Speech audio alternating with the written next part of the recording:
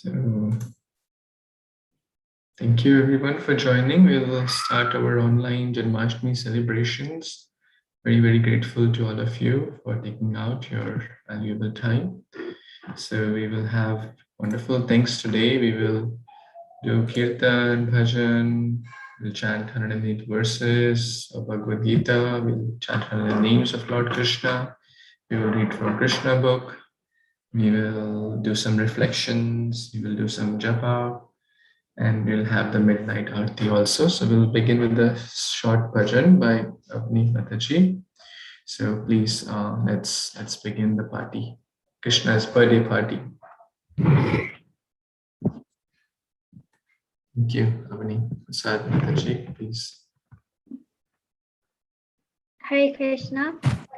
Namo Om Vishnu Padaya Krishna Pishtaya Bhutale Srimati Bhakti Vedanta Swamini Iti Namine Namaste Saraswati Devi Gauravani Pacharine Nirvishesha Shunyavadi Pashutadishatarine Jaya Shri Krishna Chaitanya Prabhu Nityananda Shri Advaita Gadadhar Shri Vasadi Gaur Bhakta Vrinda Jaya Shri Krishna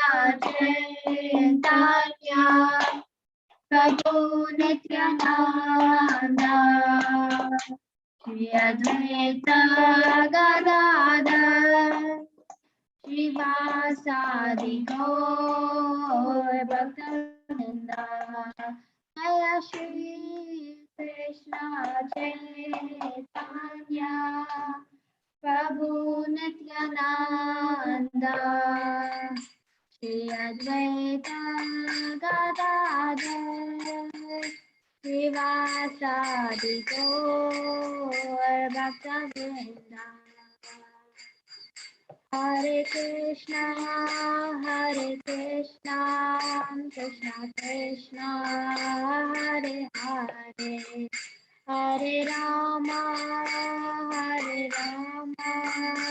Rama Rama, Hare Hare, Hare Krishna, Krishna Krishna, Hare Hare. Hare Rama, Rama Rama, Hare Hare, Hare Krishna, Krishna Krishna, Hare Hare, Hare Rama, Rama Rama, Hare Hare. Hare Krishna, Krishna Krishna, Hare Hare, Hare Rama, Rama Rama, Hare Hare, Hare Krishna, Krishna Krishna, Hare Hare. Hare Rama, Rama Rama, Hare Hare. Hare Krishna, Krishna Krishna, Hare Hare, Hare Rama, Rama Hare Hare, Hare Krishna, Krishna Krishna, Hare Hare, Hare Rama, Rama Hare Hare, Hare Krishna, Krishna Krishna, Hare Hare, Hare Rama, Rama Hare Hare, Hare Krishna, Krishna Krishna, Hare Hare, Hare Rama, Rama Hare Hare, Krishna, Krishna Krishna, Hare Hare, Hare Rama, Rama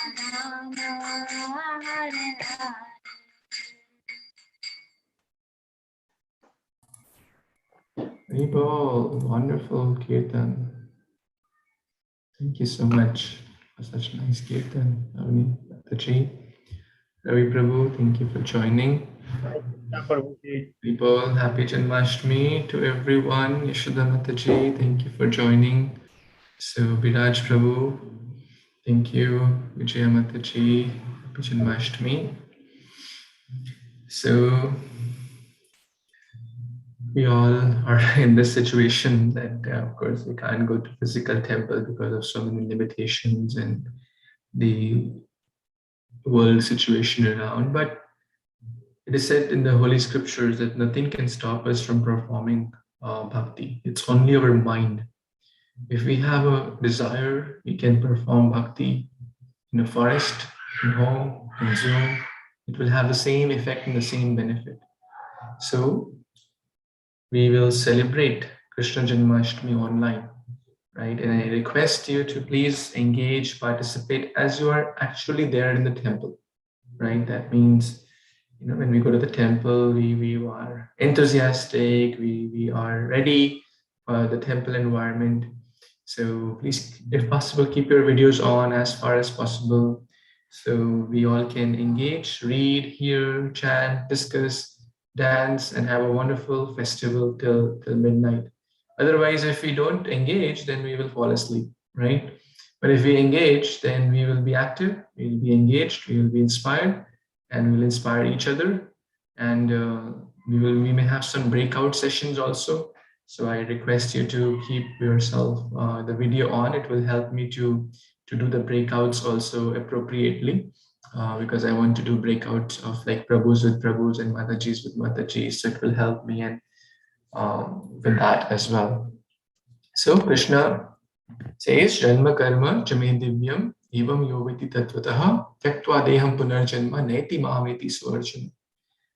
What could be a better way to celebrate Janmashtami than to sing the name, form, qualities of the Supreme Lord?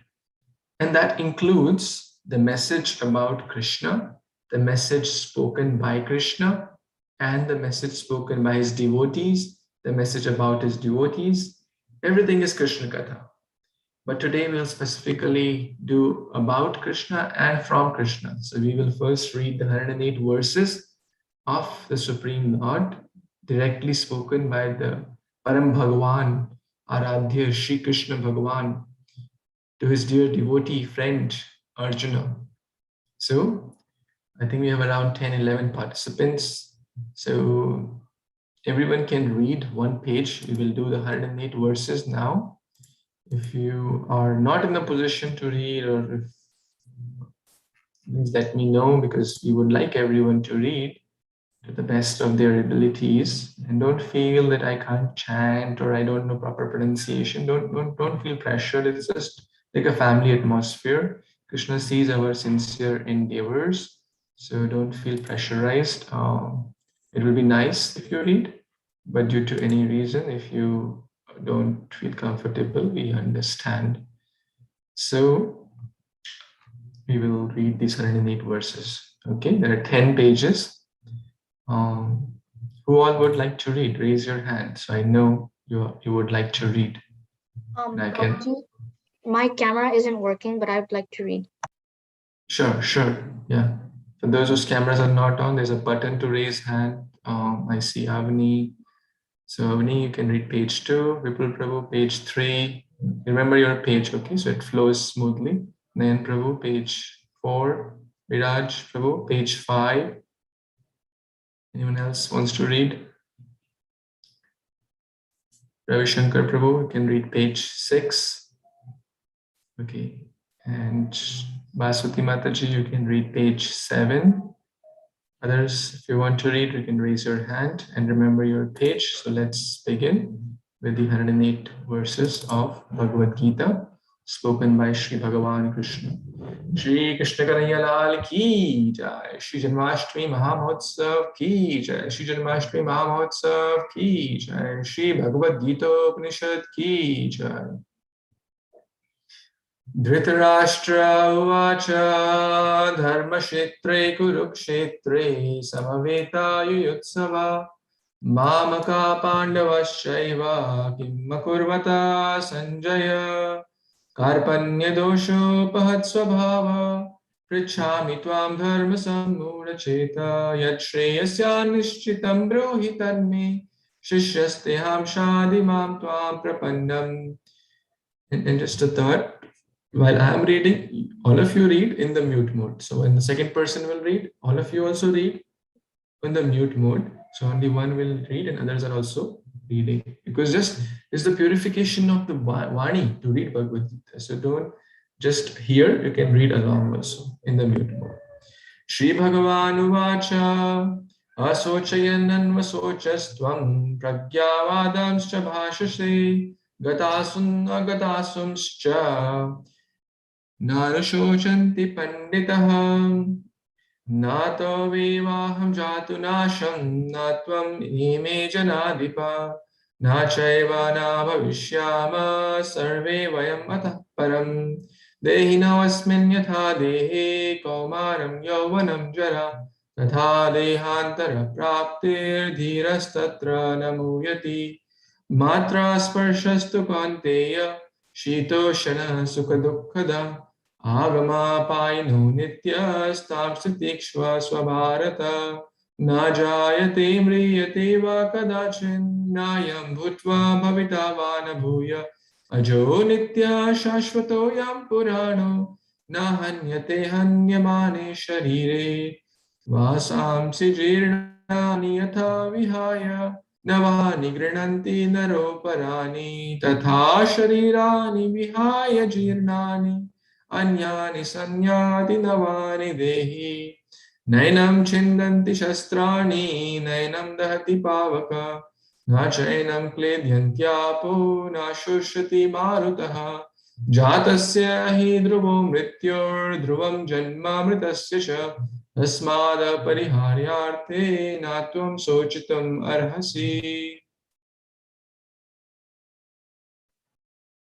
Neha Bikrama Nashosti Pratyavayo na Vidyate Swalpam Apyasa Dharmasya Trayate Mahato Bayat Karmanya Evadikaraste Ma Phaleshu Kadachana Ma Karma Phalahetu Bhuir Mate Sangosta Karmani Karma Jambhuti Yukta Hi Palam Taktva Manishina Janma Panda Vinirmukta Padam Gachanti Anamayam Sukeshva Anudvikyan Mana Sukeshu Vikataspriha Vitaraga Bhakroda Stitadir Mune Uchite Ya Sarvatran Nabhinishnehas Tatat Prapta Shubhashubham Na Bidnyantati Na Dveshti Tasya Parityan Pratishtita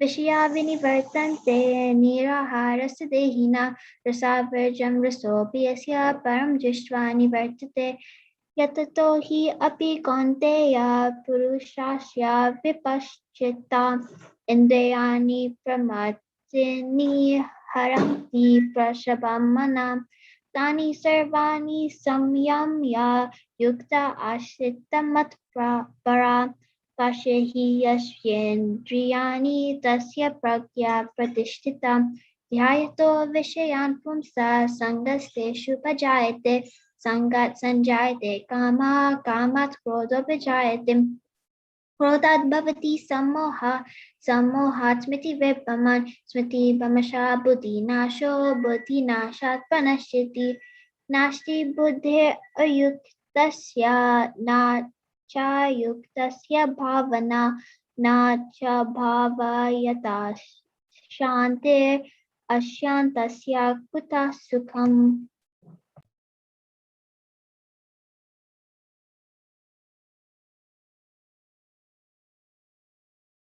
Vipul Prabhu, please unmute. How do you send devotees? Dhamma Pranam, all glory to Srila Prabhupada. Indriyanam hi charam tam yanmana anuvidhyate tad asya harati prajnam vayu navam ibam vashi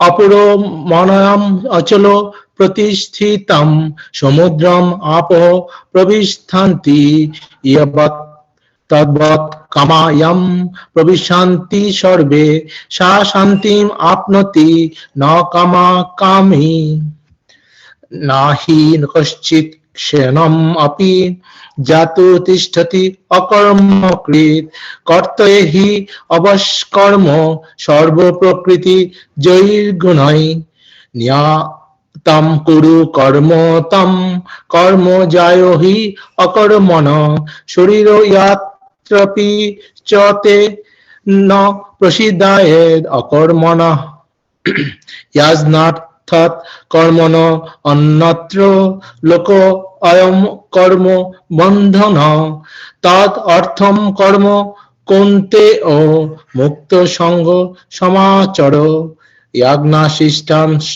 যজ্ঞশিষ্টা শিষ্টাশ্বিন Santu মুচ্যতে সর্বকিলবিষ ভুজন্তে তে ত অঘম পাপা ইয়ে পচ্ছন্তি আত্মা কারণাৎ যদ আচরতি শ্রেষ্ঠস তৎ এবতর গণা স ইয়াৎ প্রমাণম কুরুতে লোকাস্তদ অনুবর্ততে প্রকৃতি ক্রিয়মাণানি গুণৈ কর্মণি সর্বস্ব অহংকার বিমূঢ়াত্মা কর্তামিতি মন্যতে যে মে মতম ইদম নিত্যম অনুতিষ্ঠান্তি মানবঃ সদ্দাবন্ত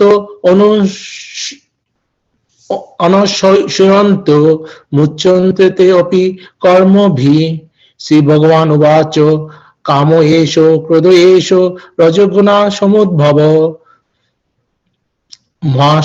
মহাশানো মহাপাপ্মা বিদ্ধি এনাম ইহ বড়ি নাম ইন্দ্রিয়াণি মনোবুদ্ধির আশয়াধিষ্ঠানাম উচ্যতে ইতের বিমোহাত হয়ত এষ জ্ঞানাম অবর্ত দেহিনাম। হরে Krishna.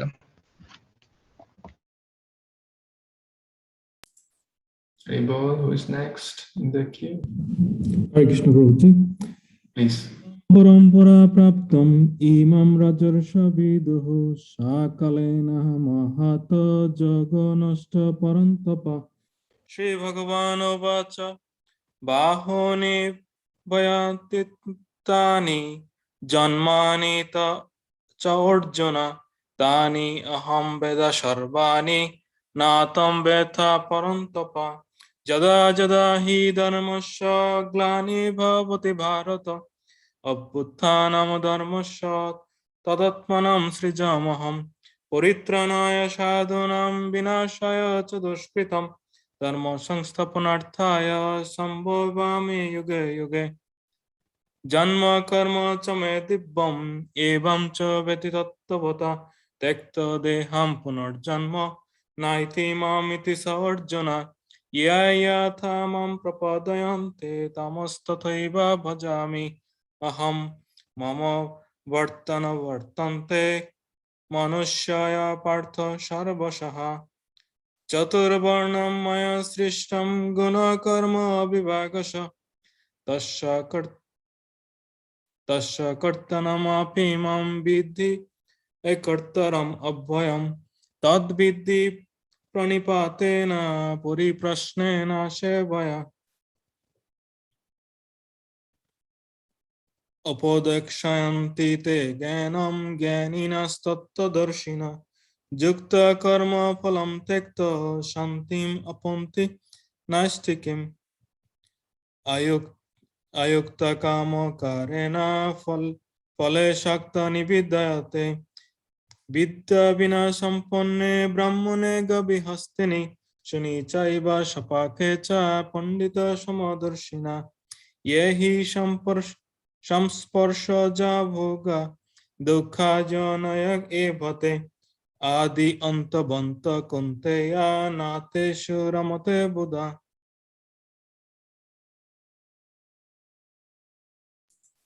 Whose turn was next? Remember?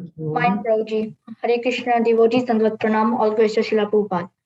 Bhoktaram yagna tapasyam sarvalokamaheshwaram surdam sarvabhutanam natmamam santim rachati panduratmatmanastasya yenaitmaivatmana chita anatmanastu satrutve vartetatmaiva satrvat siddhatmana prashantasya paratmatma samahita chitoshna sukha dukkeshu tatha manapamayana yato nischalati मनश्चञ्चलम् अस्थिरं ततस्तात् नियम्यात् आत्मनि एव वशं नयेत् चञ्चलं हि मनः कृष्णं प्रमथि बलवदृदं तस्यं निग्रहं मन्ये वायुरिव सुदुष्करं श्रीभगवानुवाच असंशयं महाबाहो मनोदुर्निग्रहं चलम् अभ्यस्येन तु कौन्तेय वैराग्येन च गृह्यते योगिनमपि सर्वेषां मद्गतेनान्तरात्मना श्राद्धवन् भजते यो मां साम्ये युक्ततु मता भूमिरापो नलो वायुः कमा मनो बुद्धिरेव च अहङ्कार इत्यमे विना प्रकृतिरस्तदा मता परतरं नान्यत् किञ्चित् अस्ति धनञ्जय मयि सर्वमिदं प्रोतं स्तुते मणिगण इव दैविः एष गुणै मम माया दुरत्यया ममेवाय प्रपद्यन्ते मायामेतां तरन्ति ते नामं दुष्कृतिनो मुद्दा प्रपद्यन्ते नराधमा मया परतज्ञाना असुरां भावमाश्रिता हरे कृष्ण हरि बोल Hare Krishna Prabhuji.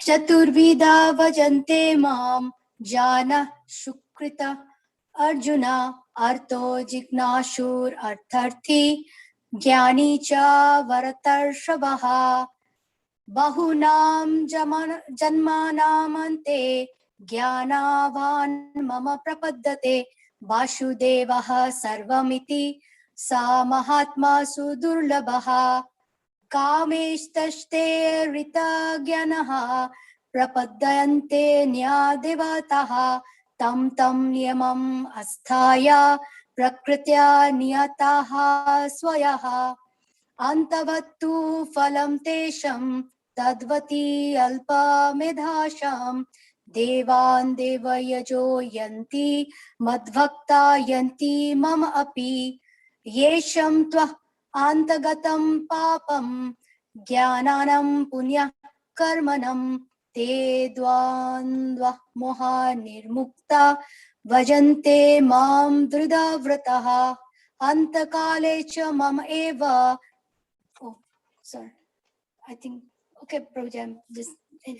अन्तकाले च मम एव स्मरं मुक्त्वा कलेवरं यः प्रयाति स मद्भावं यति नष्टि अत्र संशयः.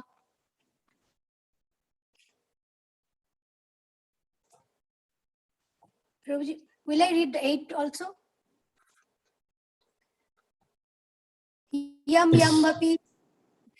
yamvapi swaram bhavam tajyati ante kalevaram tam evaiti kaunteya sada tadbhava भवद्भिता तस्मात् सर्वेषु कालेषु मम अनुस्मर युध्य च माया अर्पितमानो बुद्धिर् मम एव शिष्य असंशयः अन्नायाचितः सातातं यमं स्मरति नित्यसः तस्याहं शुदुर्लभ पार्थ नित्या उक्तस्य जोगिना मम उपेत्य पुनर्जन्म दुःखालयम् अशाश्वतं नाम्नुवन्ति महात्मानः संसिद्धिं परमं गतः. Prabhuji, tell me when I'll stop. Abrahma bhuvana loka punar arvituino arjuna mam upetya tu kaunteya punarjanma na vidyate raja vidya raja guchyam pavitram idam uttamam pratyaksha vagamam dharmam शुश्रुखं कर्तम् अव्ययम्. We're reading the 108 important verses for those who joined now or anytime later. So I think we have 4 more pages. We have 4 more devotees to read. I think Ravi Prabhu can read page 7. Yes, Prabhuji. Sridhama Prabhu can read the 8th, and then Chakrika, and then Sudhir Prabhu. And we'll do a lot of other activities, so we'll have more chances to read. So it's not, this is just the first in the series. Okay, so let's read page 7. हरे कृष्णा. मया ततम इदम सर्वं जगद अवक्ता मूर्तिना मतस्थानि सर्वभूतानि नाचाहं तेष्व अवस्थितः. मया अध्यक्षेन प्रकृतिः सुयता चराचरं हेतुनानेन कौन्तेय जगत् विपरिवर्तते. अवजानान्ति मामूढ़ा मनुष्यनिं तनुम् आश्रितं परं भावम् अजानन्तो मामा भूत्वा महेश्वरम्. सततं कृत्यान्तो मां यतान्तश्च दृढावृतः नामास्यान्तश्च मामा भक्त्या नित्या युक्ता उपासते. अनन्याश्चिन्तयन्तो मां योजना पर्युपासते तेषां नित्याभियुक्तानां योगाक्षेमं वहामि अहम्. यान्ति देवावर्ता देवान् पुत्रिन् यान्ति पितृव्रताः भूतानि यान्ति भूतेज्या यान्ति मदयज्ञोमि पमाम्. पत्रं पुष्पं फलं तोयं यो मे भक्त्या प्रयच्छति तद अहं भक्ति उपहर्तम् अस्नामि पर्यतात्मनः. यत् करोषि यदस्नासि यत् जुहोषि यदासि यत् तपस्यसि कौन्तेय तत् कुर्स्व मद अर्पणम्. अहं सर्वस्य प्रभवो मतः सर्वं प्रवर्तते इति मत्वा भजन्ते मां बुधा भाव समन्वितः. मच्चिता मद्गता प्राणा बोधयन्तः परस्परं कथयन्तश्च मां नित्यं तुष्यन्ति च रमन्ति च. तेषां सततयुक्तानां भजन्तां प्रीतिपूर्वकं ददामि बुद्धियोगं तां येन मामुपयन्ति ते. तेषामेवानुकम्पार्थम् अहम् अज्ञानजां तमः नास्यामि आत्मभावस्थो ज्ञानादीपेन भास्वत. हरि बोल.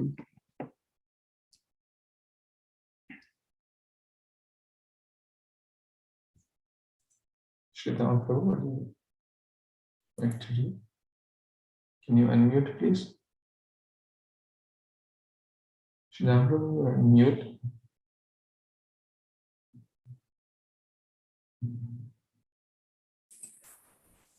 परं ब्रह्म अर्जुन उवाच परं ब्रह्म परं धाम पवित्रं परमं भवान् पुरुषं शाश्वतं दिव्यम् आदिदेवम् अजगुहम् अहस्त्वं रस्य सर्वे देवश्री नारदास्तथा आसित्वा देवलो व्यासा स्वयं चैव ब्रवीषि मे यच्चापि सर्वभूतानां बीजं तद् अहम् अर्जुन न तद् अस्ति विना यत्स्यात् मया भूतं चराचरं भक्त्या त्वा अनन्या सख्या अहम् एव विदो अर्जुन ज्ञातुं द्रष्टुं च तत्त्वेन प्रवेष्टुं च परमं तपः. श्री भगवान् उवाच मायि अवश्यो मनो ये मां नित्ययुक्ता उपासते श्रद्धाय पारयोपेता ते मे युक्ततमा मतः. क्लेशोद्विग्नतरस्तेषाम् अव्यक्तचेतसम् अव्याक्त हि गतिर्दुःखं देवबुद्धिरवाप्यते. ये तु सर्वाणि कर्माणि मायि सन्न्यासमत्परः अनन्येव योगेन मां ध्यायन्ते उपासते तेषाम् अहं समुद्धर्ता मृत्यु संसार सागरात् भवामि न चिरात् पार्थ मायि अवेशिता चेतसम् उपत्रस्तनुमन्त च भारत भोक्ता महेश्वरः परमात्मेति चापि युक्तो देहेऽस्मिन् पुरुषः परः यथा प्रकाश्यते एकः कृष्णं लोकम् इमं रवि क्षेत्रं क्षेत्री तथा कृष्णं प्रकस्यति भारत सर्वयोनिषु कौन्तेय मूर्तय सम्भवान्ति यः तासं ब्रह्मा महायोनिर् अहं बीजप्रदपिता ऊर्ध्वं गच्छन्ति सत्त्वस्त मध्यै तिष्ठन्ति राजसः जगन्या गुणावृतास्त अधो गच्छन्ति तामसः. Shall I continue, Prabhu? Or? Next person. Chakrika, you want to have a hand up? Yes, Prabhuji.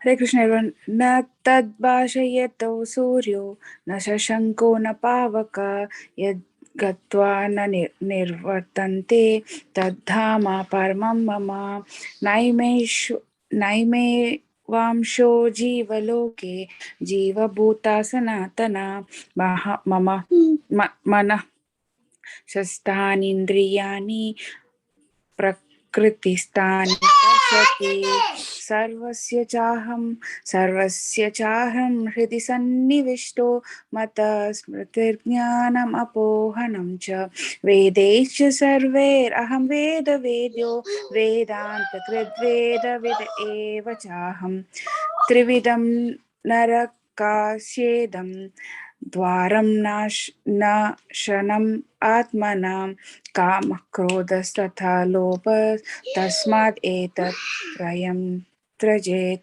यः शास्त्राविदुम् उत्सृज्य वर्तते कामकारतः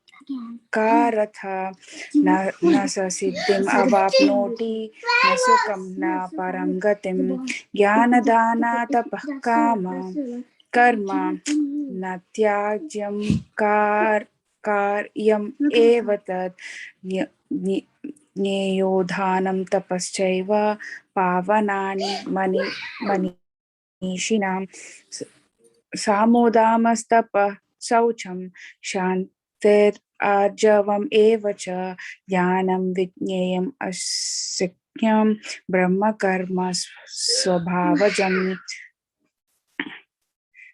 शौर्यं तेजो धृतिर्दाक्ष्यं युद्धे चापि अपलायनं दानम् ईश्वरभावैश्च क्षत्रं कर्म स्वभावजम्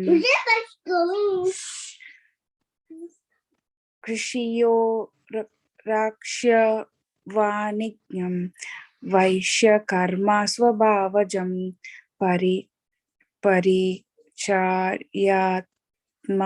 कर्म शूद्रस्यापि स्वभावजम् ब्रह्मभूतः प्रसन्नात्मा न शोचति न काङ्क्षति समः सर्वेषु भूतेषु मद्भक्तिं लभते परं भक्त्या माम् अभिजानाति यवन्यश्चास्मि तत्त्वतः ततो मां तत्त्वतो ज्ञात्वा विशते तद् अनन्तरम् ईश्वरः सर्वभूतानां हृद्देशि अर्जुन तिष्ठति ब्रह्माण्यां सर्वभूतानि यन्त्रारूढानि मायया. Thank you.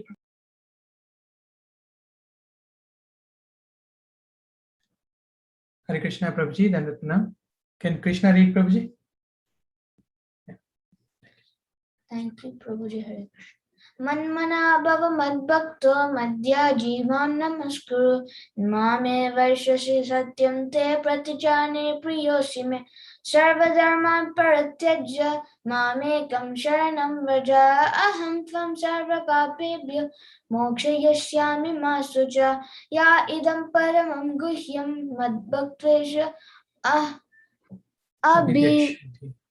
abhidhasyati bhaktim maya param krutva mame vaishyasti asamshayah na chatasham manusyesu kaschin me priyakatmatah bhavita na cha me tasmad ananya priyataro bhuva Arjuna Vacha Nastomo moha smritirlabha tvattaprasadhan maya chutaha stiyosmi gata sandehaha kriya karishe vachanam tvaha tava yatra yogeshwara krishna yatra partho dhanurdhara tatra shri vijayurputri dhruvani tirmatir mama. Thank you, Prabhuji. Thank you so much, everyone, for reading these verses so nicely. And see that the devotees are present. As I shared before, that we will also be doing a reflection session, and in that it will be nice. Kids can participate, everyone can participate. It will be nice if you are on like separate, joining with your family or brother. You can join on separate Zoom. It will be helpful.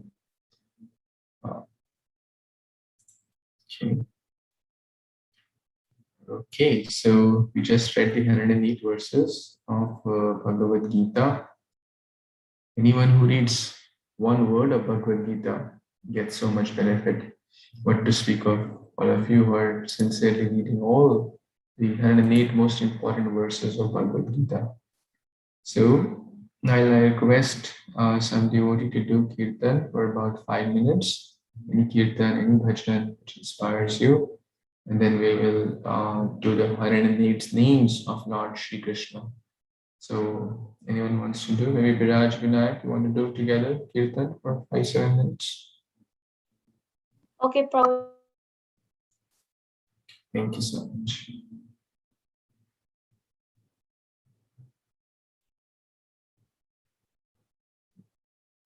Govinda Jaya Jaya Gopal Jaya Jaya Govinda Jaya Jaya Gopal Jaya Jaya Radha Ramana Hari Govinda Jaya Jaya Radha Ramana Hari Govinda Jaya Jaya. I'm just filling in and Biraj and Prabhu will be ready. Pause. Prabhuji, we're getting ready. Okay. Just fill in for you.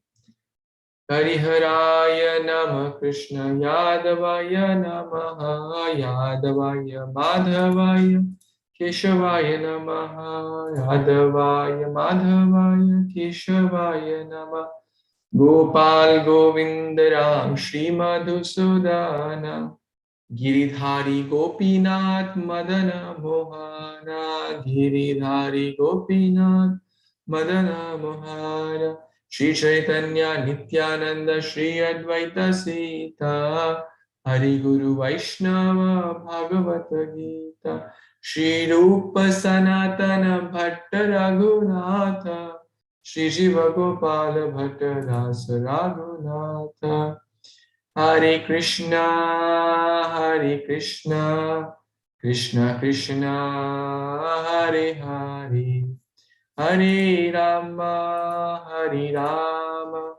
Rama Rama Hare Hare Hare Krishna Krishna Krishna Hare Hare Hare Ram Rama Ram Hare Hare. You ready, brothers? Prabhuji, can they start? Yes, please.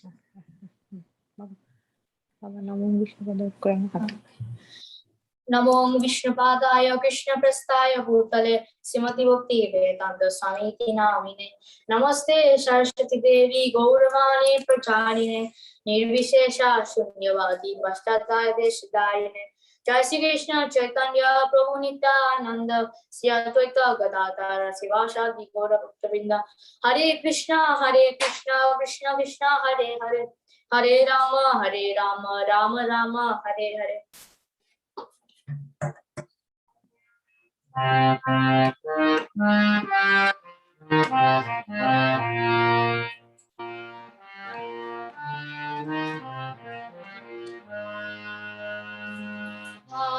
Krishna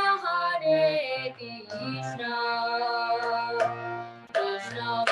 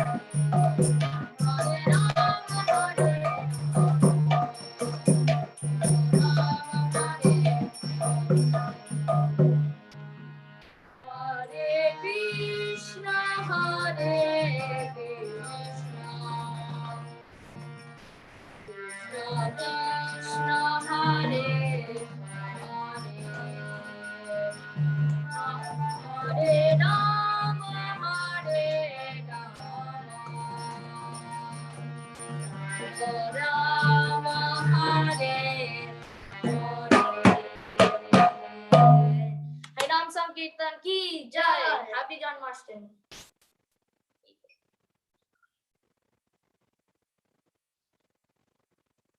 Thank you so much, Viraj and Vinayak Prabhus, for the wonderful kirtan. It was really very nice. So the next part is we will offer Tulasi to Lord Shri Krishna on everyone's behalf, and you can offer mentally, and at the same time we will chant the 108 names of Lord Shri Krishna.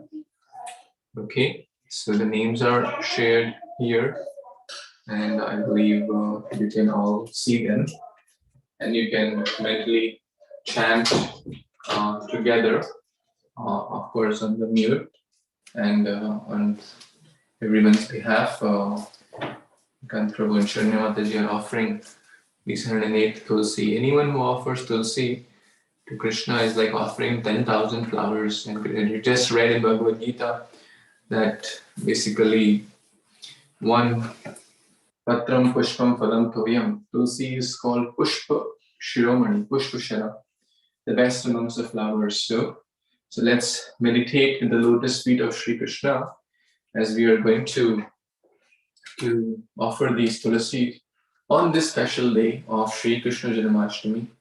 And we're also doing it together as a team, basically on everyone's behalf. We are doing this. Okay, so If you're all ready, you can give a thumbs up and then we will begin. Is everyone ready? Excited for this? Okay. So we chant these wonderful names.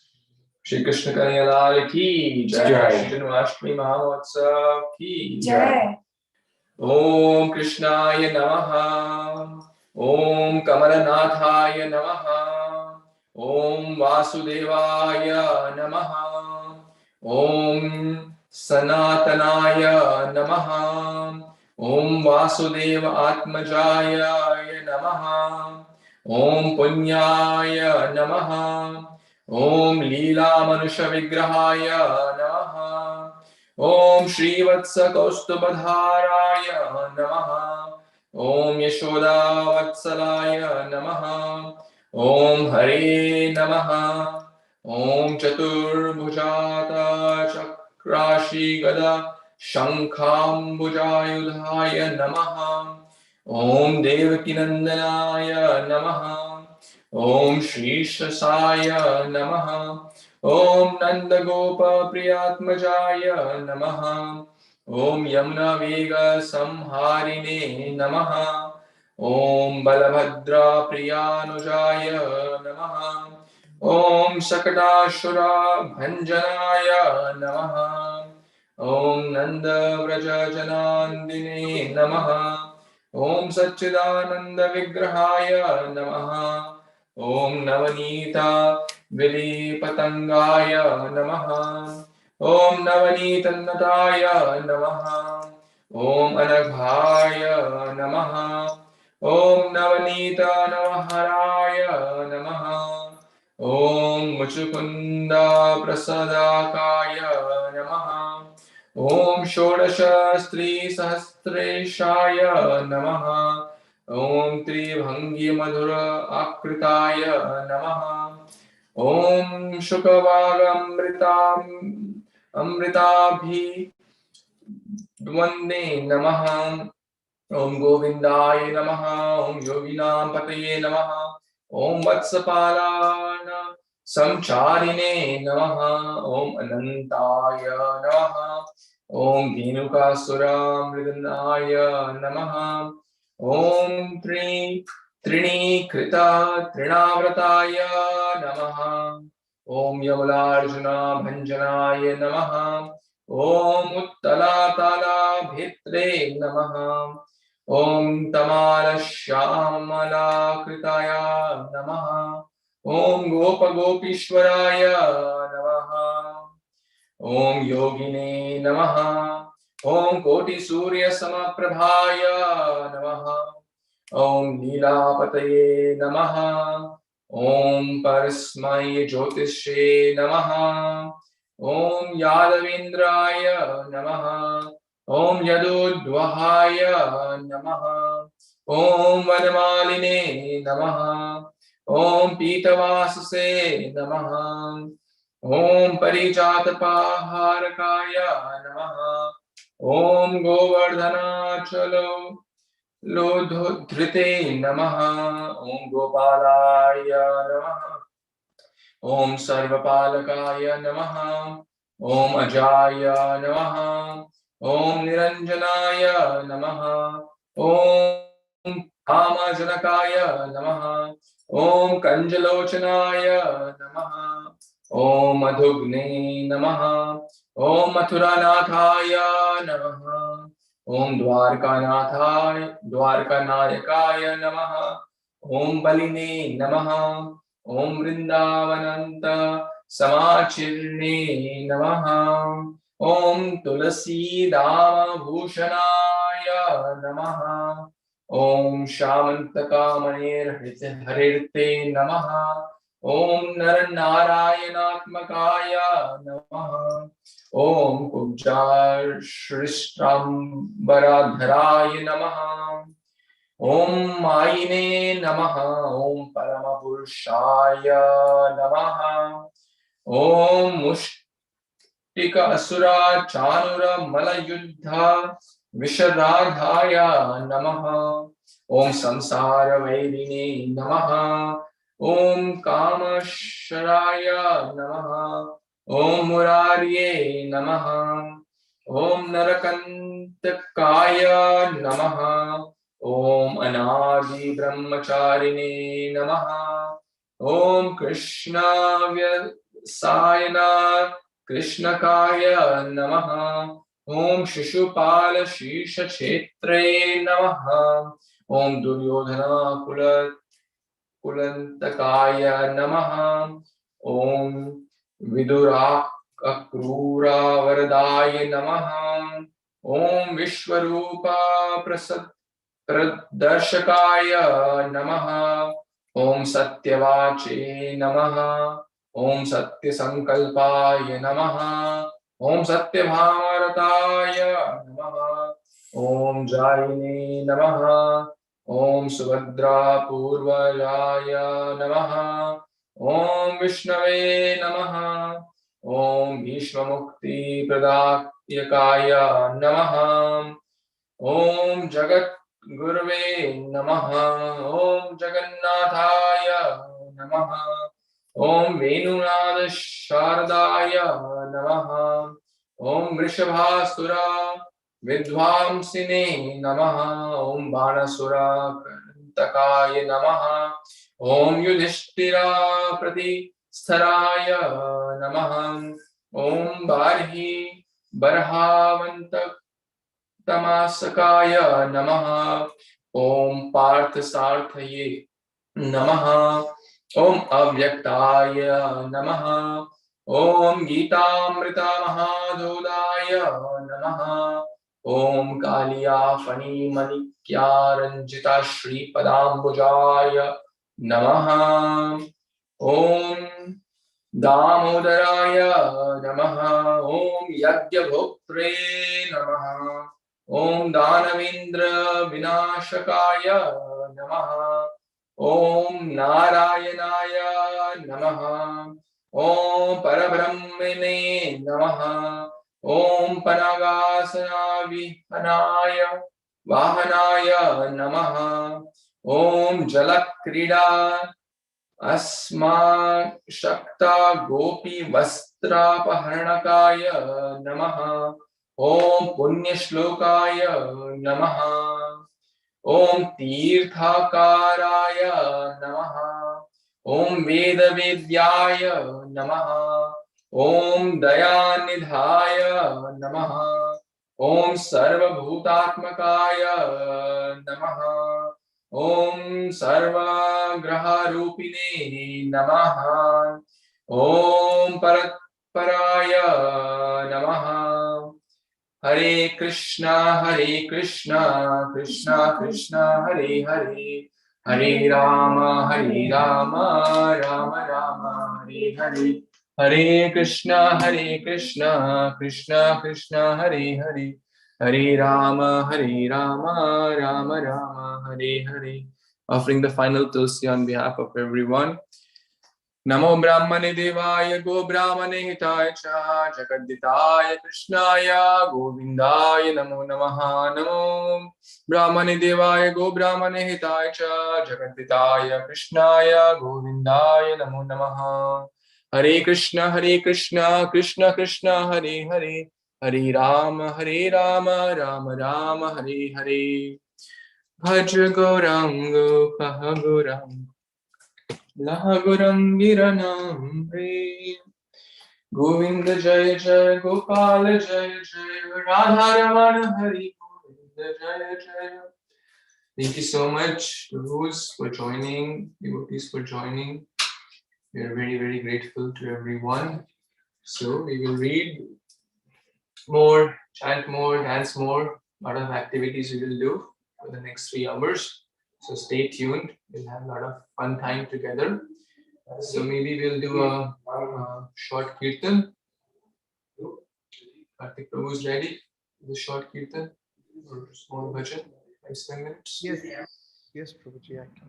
Please, Prabhu, please.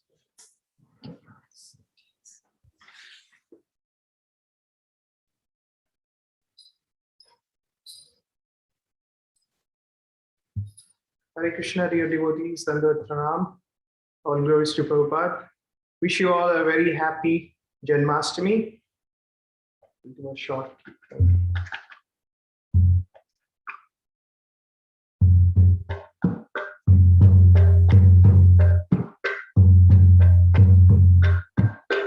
Hare Krishna, Hare Krishna,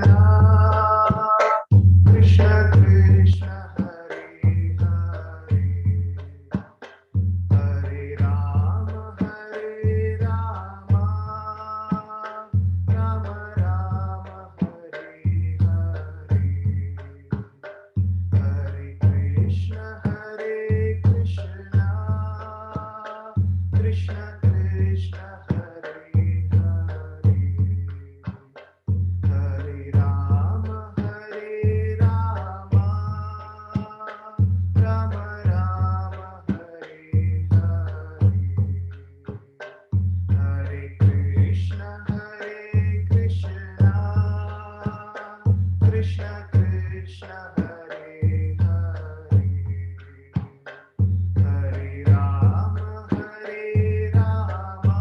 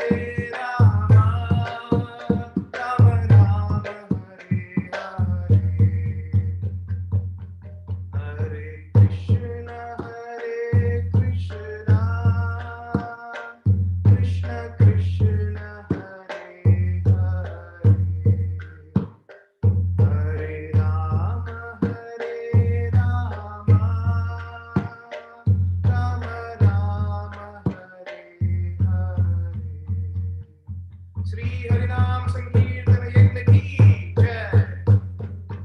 Shri Janmashtami Mahamahotsav ki jai. Hi. Well, thank you so much, Karthik Prabhu, for the wonderful kirtan. And thank you, Viraj and Vinayak Prabhus, for the kirtan before. It was very, very nice. I think Ishan and Mihan want to do a short kirtan. And after that, we will start reading Kṛṣṇa book. We'll have very special chapters from Kṛṣṇa book. And we'll have more things to do together. So let's hear from Ishan and Mihan Prabhu's kirtan.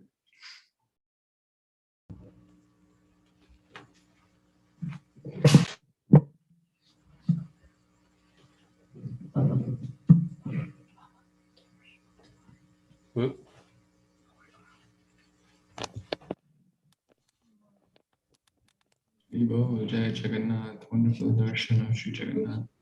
Please start.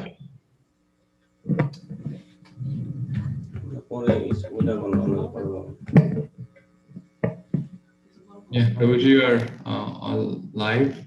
You're unmuted. Please, you can begin.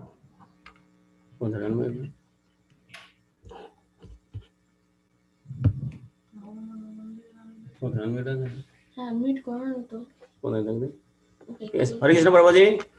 Yeah, we can hear you, Prabhuji. Okay, okay. Hare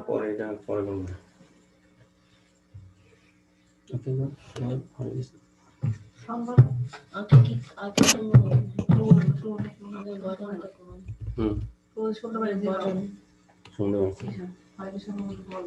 Hare Krishna, Hare Krishna, Prabhuji. Hare Krishna, all devotees.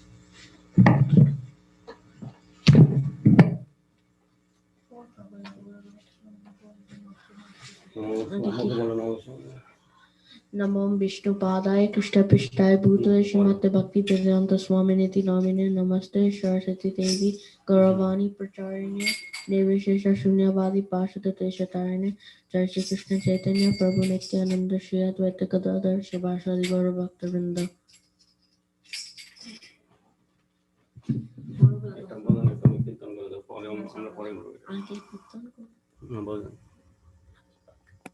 Okay.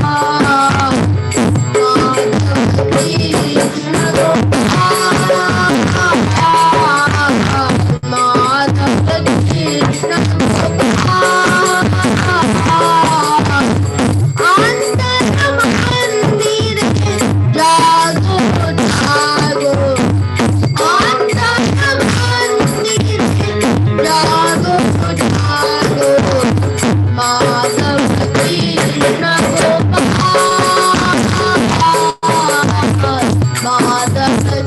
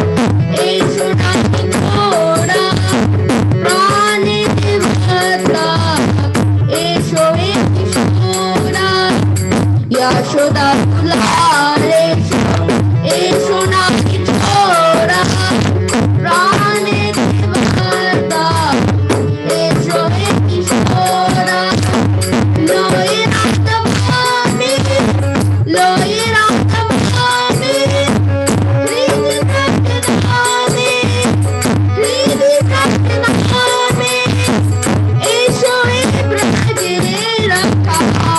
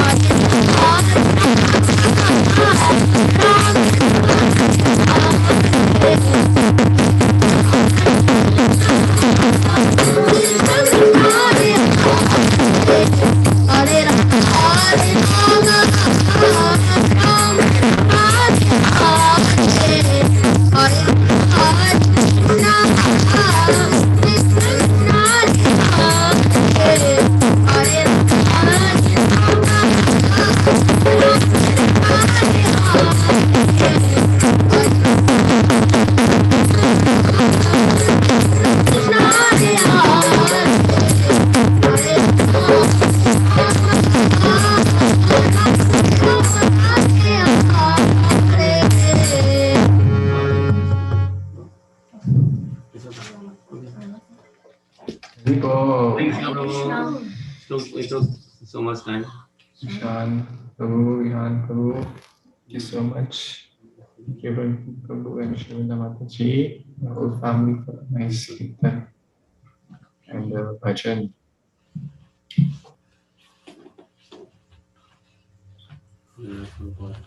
Let's go through the meaning of this nice bhajan which Ishan Prabhu just sang. Actually, that reflects the mood of Janmashtami, right? So Mirabai is singing this bhajan, Antara Mandire Jago Jago, Madhav Kṛṣṇa Gopal. Janmashtami is basically to awaken the lordships, Kṛṣṇa, Madhava, Gopal, where in the temple of our heart. Please arise, Jago. Like Lord Karna says, Jiva Jago, Jiva Jago. In the temple of my heart, O Madhava, O Kṛṣṇa, O Gopal, please arise, glowing radiantly in my heart like the new sunrise. O beautiful one, O darling Giridhari Lal, please come in my heart. That's the real meaning of Janmashtami. That's the real meaning of Rath Yatra. To bring the Lord in our heart. But how will the Lord come? When we sincerely follow the process of bhakti. Tears are pouring from my eyes like a monsoon cloudburst. Please arise, please arise. When we cry for Kṛṣṇa, when we sincerely pray, Kṛṣṇa, please come.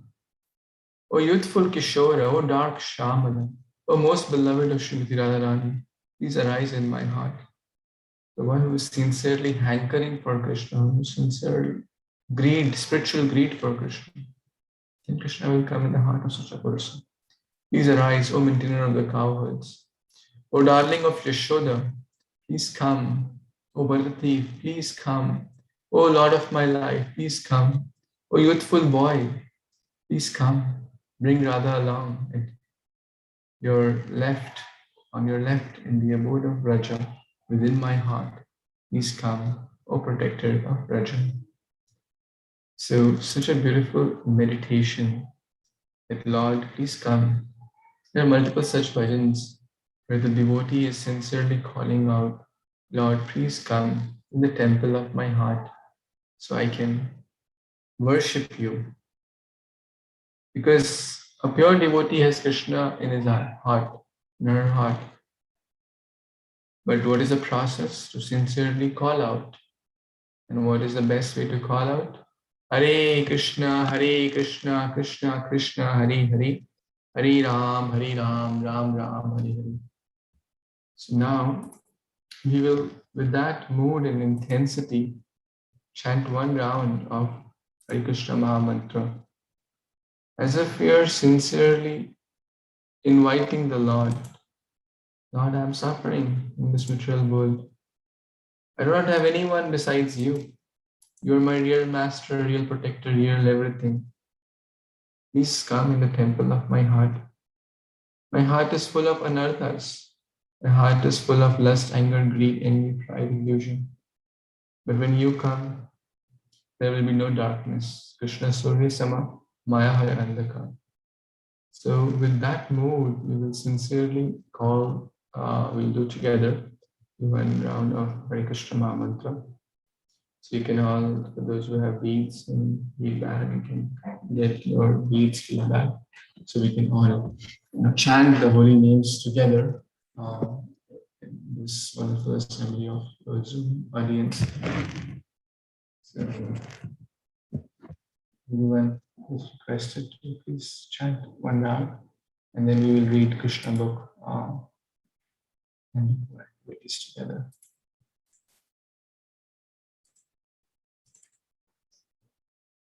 Namo Vishnu Padaya Krishna Vishnu Krishna Bhakti Swami Vidanani Namaste Saraswati Devi Gauri Charni Nirvishesh Shunyavadi Pachari Vishtari Shri Krishna Chaitanya Prabhu Nityananda Shri Advaita Shri Vas Adi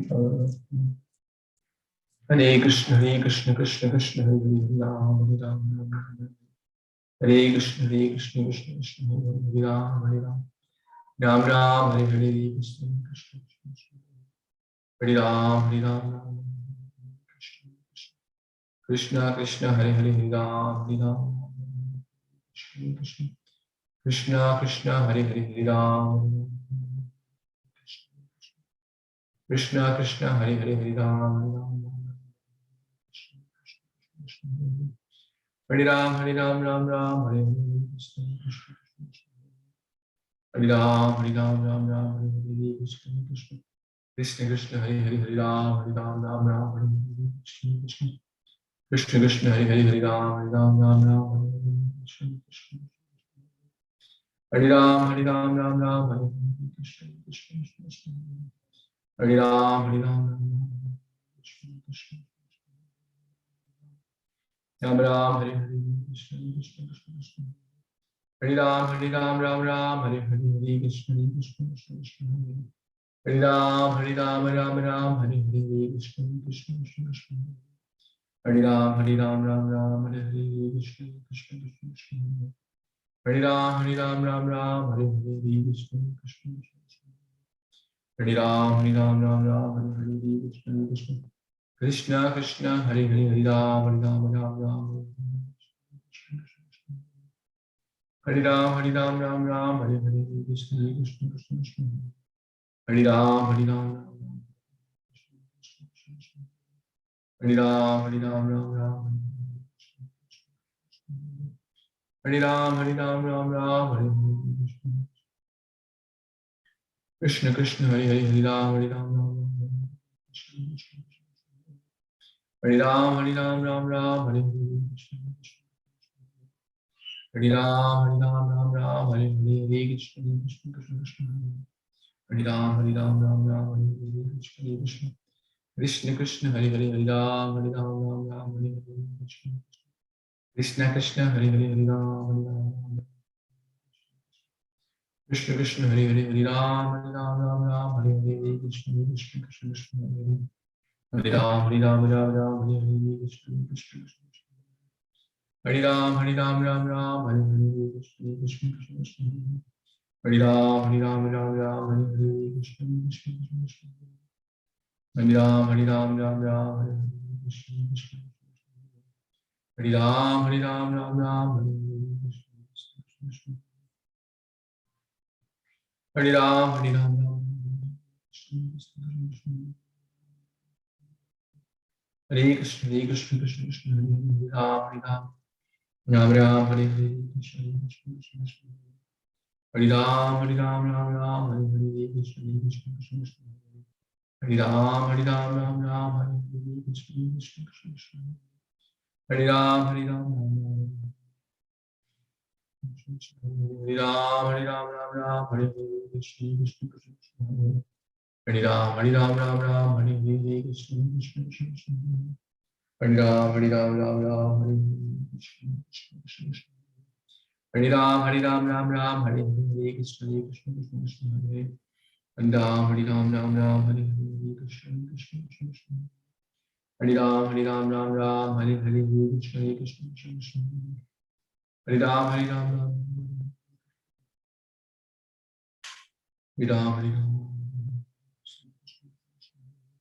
Hare Ram, Hare Ram, Ram Ram, Hare Hare, Ram Ram, Hare Hare, Krishna Krishna, Hare Hare, Hare Ram, Hare Ram, Ram Ram, Hare Hare, Krishna Krishna, Hare Hare, Ram Ram, Ram Ram, Hare Hare, Krishna Krishna,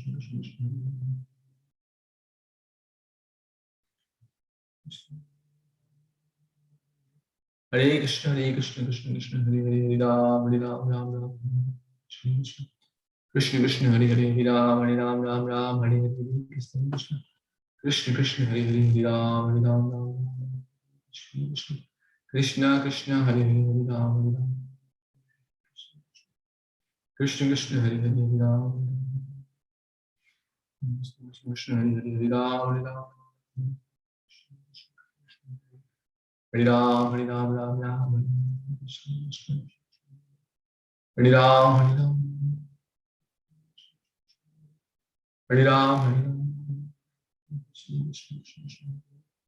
Hare Ram, Hare Ram, Ram Ram, Hare Hare, Krishna Krishna, Krishna Krishna, Hare Ram, Ram Ram, Hare Hare, Krishna Krishna, Hare Hare, Hare Ram, Ram Ram, Hare Hare, Krishna Krishna, Hare Hare, Ram Ram, Hare Hare, Krishna Krishna, Hare Hare, Hare Ram, Krishna Krishna, Hare Hare, Hare Ram, Ram Ram, Hare Ram, Hare Ram.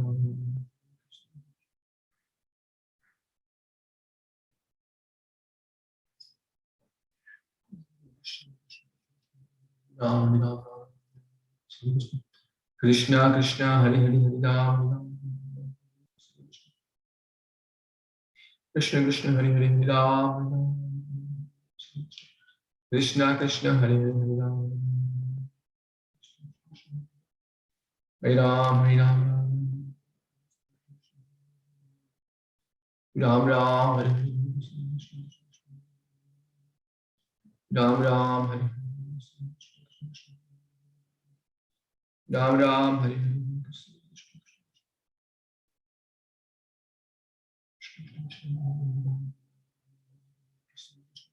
Krishna Krishna, Hare Hare, Hare Ram, Hare Ram, Ram Ram, Hare Krishna, Krishna Krishna, Hare Hare, Hare Ram, Hare Ram, Ram Ram, Hare Krishna Krishna, Hare Hare, Hare Ram, Hare Ram, Krishna Krishna, Hare Hare, Hare Krishna, Hare Krishna, Krishna Krishna, Hare Hare, Hare Ram, Hare Ram, Ram Ram, Hare Hare, Hare Krishna, Hare Krishna, Krishna Krishna, Hare Ram, Hare Ram.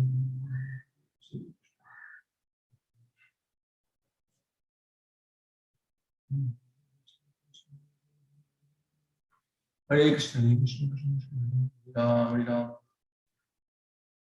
Ram Ram, Hare Hare, Ram Ram, Hare Hare, Ram Ram, Hare Hare,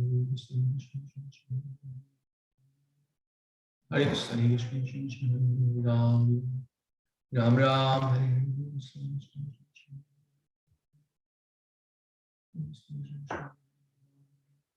Ram Ram, Hare Hare,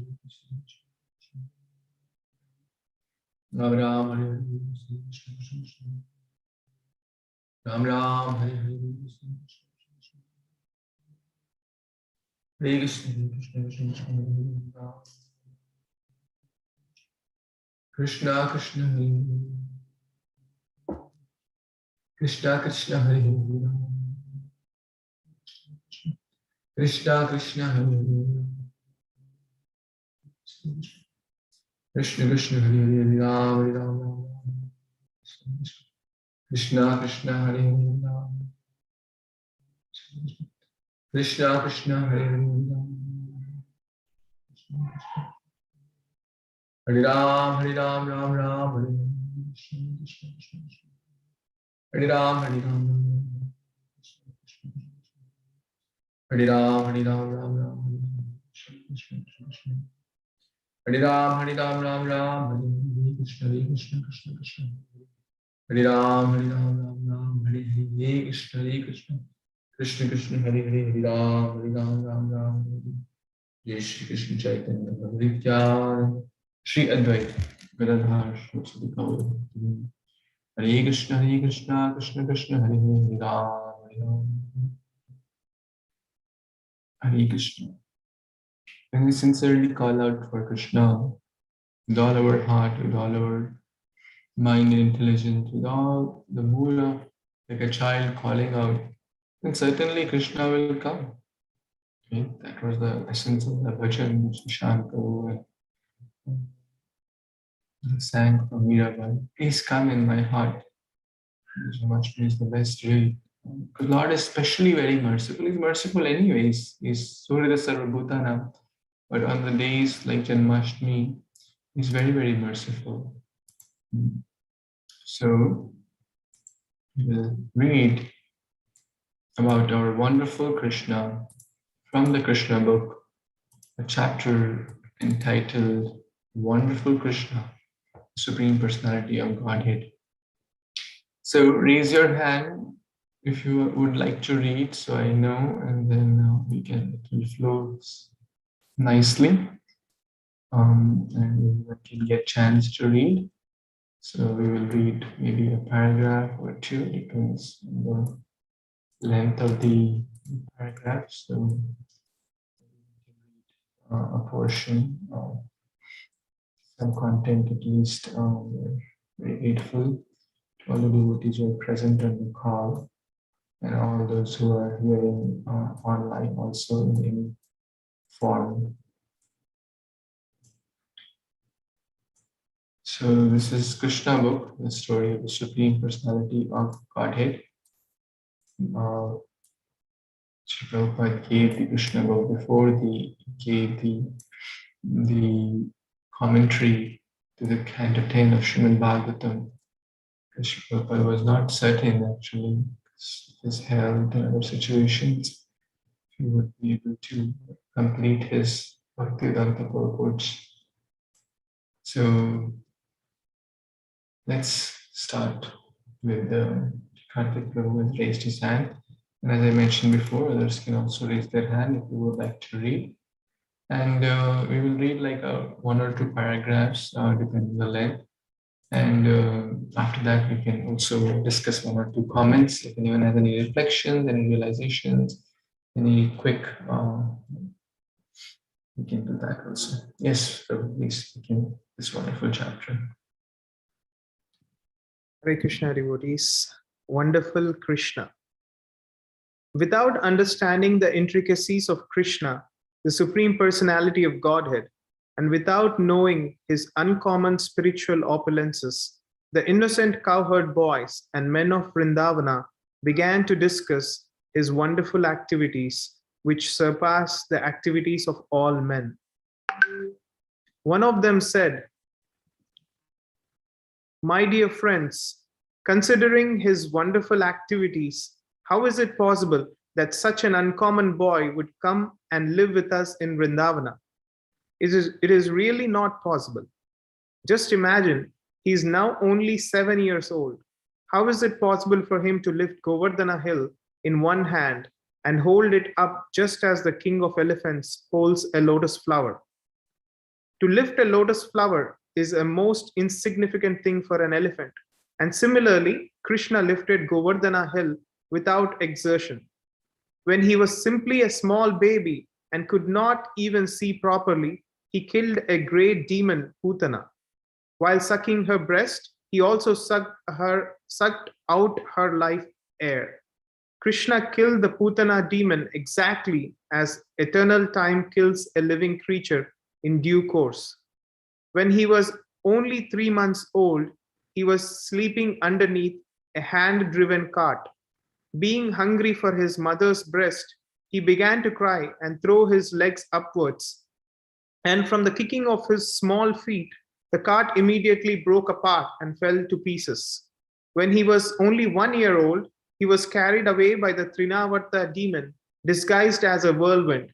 And although he was taken very high in the sky, he simply hung on the neck of the demon and forced him to fall from the sky and immediately die.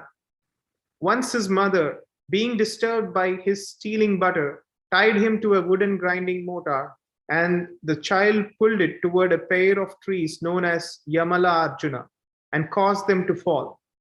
Once, when he was engaged in tending the calves in the forest along with his elder brother Balarama, a demon named Bakasura appeared, and Krishna at once bifurcated the demon's beak. When the demon known as Vatsasura entered among the calves tended by Krishna with a desire to kill him, he immediately detected the demon, killed him, and threw him into a tree. When Krishna, along with his brother Balarama, entered the Talavana forest, the demon known as Dhenukasura, in the shape of an ass, attacked them and was immediately killed by Balarama, who caught his hind legs and threw him into a palm tree. Although the Dhenukasura demon was assisted by his cohorts, also in the shape of asses, all were killed, and the Talavana forest was then open for the use of the animals and inhabitants of Vrindavana. When Pralambasura entered amongst Krishna's cowherd boyfriends, Krishna caused him to be killed by Balarama. Thereafter, Krishna saved his friends and cows from a severe forest fire, and he chastised the Kaliya serpent in the lake of the Yamuna river and forced him to leave the vicinity of the Yamuna. He thereby made the water of the Yamuna poisonless. So in this, I think it pretty much covers like a lot of pastimes of Krishna, just that one single paragraph just gives a glimpse of, the great qualities of Krishna, that, he is always there to protect his devotees and he's always there for us. So, I mean, even while he was a baby, even while he was such a small kid, he was already displaying his qualities as a Supreme Lord, but none of his cowherd friends were able to even realize that it is the Supreme Personality himself. Krishna was interacting with them as a friend. So, Prabhu, that's really good. I mean, thank you, Prabhu. I want to add something. Thank you so much. So, this discussion is happening basically after the Govardhan Leela, and all the Vrajavasis are discussing amongst themselves, like, is there anyone can kill such demons like these, such powerful at the age of 3 months, few days, Putana, in 3 months, the Shakatasur, the cart demon, and the whirlwind demon, and just 7 years, 7 days, 7 nights, lifting Govardhan hill on the little finger of his left hand. That's extraordinary. They're all discussing these. They're trying to discuss amongst themselves his extraordinary, his wonderful pastime. So let's see what happens further. So one of them said this, what we did. Now, Viraj, go into the next. Okay, Prabhuji. Hare Krishna devotees, Dandavad Pranam, all praise to Srila Prabhupada. Another one of the friends of Nanda Maharaj said, "My dear Nanda, we do not know why we are so attracted by your son Krishna. We want to forget him, but this is impossible. Why are we so naturally affectionate toward him? Just imagine how wonderful it is. On one hand, he is only a boy of 7 years, and on the other hand, there is a huge hill like Govardhan Hill, and he lifted it so easily. O Nanda Maharaj, we are now in great doubt. Your son Krishna must be one of the demigods. He is not at all an ordinary boy. Maybe he is the Supreme Personality of Godhead." Libon. Can read this was. Okay, Prabhuji. On hearing the praises of the cowherd men in Vrindavana, King Nanda said, "My dear friends, in reply to you, I can simply present the statement of Garga Muni so that your doubts may be clear. When he came to perform the name-giving ceremony, he said that this boy descends in different periods of time in different colors, and that this time he appeared in Vrindavana in a blackish color known as Kṛṣṇa. Previously, he had a white color, then a red color, and then a yellow color. He also said that this boy was once the son of Vasudeva, and everyone who knows of his previous birth calls him Vasudeva.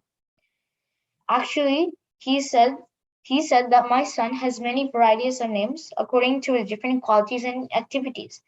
Gargacharya assured me that this boy would be auspicious for my family and that he would be able to give transcendental blissful pleasure to all the cowherd men and cows in Vrindavan. Even though we would be put into various kinds of difficulties, by the grace of this boy, we would be very easily freed from them. He also said that formerly this boy saved the world from an unregulated condition, and he saved all honest men from the hands of dishonest thieves. He also said that any fortunate man who becomes attached to this boy, Krishna, is never vanquished or defeated by his enemy. On the whole, he is exactly like Lord Vishnu, who always takes the side of the demigods, who are consequently never defeated by the demons. Gargacharya thus concluded that my child would grow to be exactly like Vishnu in transcendental beauty, qualification, activities, influence, and opulence, and so we should not be very astonished by his wonderful activities. After telling me this, Gargacharya returned home. And since then, we have been continually seeing the wonderful activities of this child. According to the version of Karkacharya, I consider that he must be Narayana himself, or maybe a plenary portion of Narayana. Haribo. Hare Krishna. Thank you very much. So basically, all the cowherd boys, the elderly Gopas, are having this conversation. And these are the words of Nanda Maharaj that yes, Gargacharya told also he's not going to be an ordinary person. And he has taken so many previous birds, he has defeated the demons and they come in different forms, different colors, etc. So maybe he is something special, right? So all this was going on. Everyone was thinking, was amazed by the Bhagavata, the glories of the Supreme Personality of Godhead, Kṛṣṇa. But let's see what happens further. And everyone was singing about Krishna's glories and his extraordinarily wonderful activities. Yes, Vasudhi Mataji. When all the cowherd men had very attentively heard the statement of Gargacharya through Nanda Maharaja, they better appreciated the wonderful activities of Krishna and became very jubilant and satisfied. They began to praise Nanda Maharaja because by consulting him, their doubts about Krishna were cleared. They said, "Let Krishna, who is so kind, beautiful and merciful, protect us." When angry, Indra sent torrents of rain accompanied by showers of ice blocks and high wind. Krishna immediately took compassion upon us and saved us and our families, cows, and valuable possessions by picking up Govardhana hill, just as a child picks up a mushroom. He saved us so wonderfully. May he continue to glance mercifully over us and our cows. May we live peacefully under the protection of wonderful Krishna. Thus end Bhaktivedanta purport of the 26th chapter of Krishna, wonderful Krishna. Anyone has any comments or realizations, reflections in this text or this chapter? Sorry.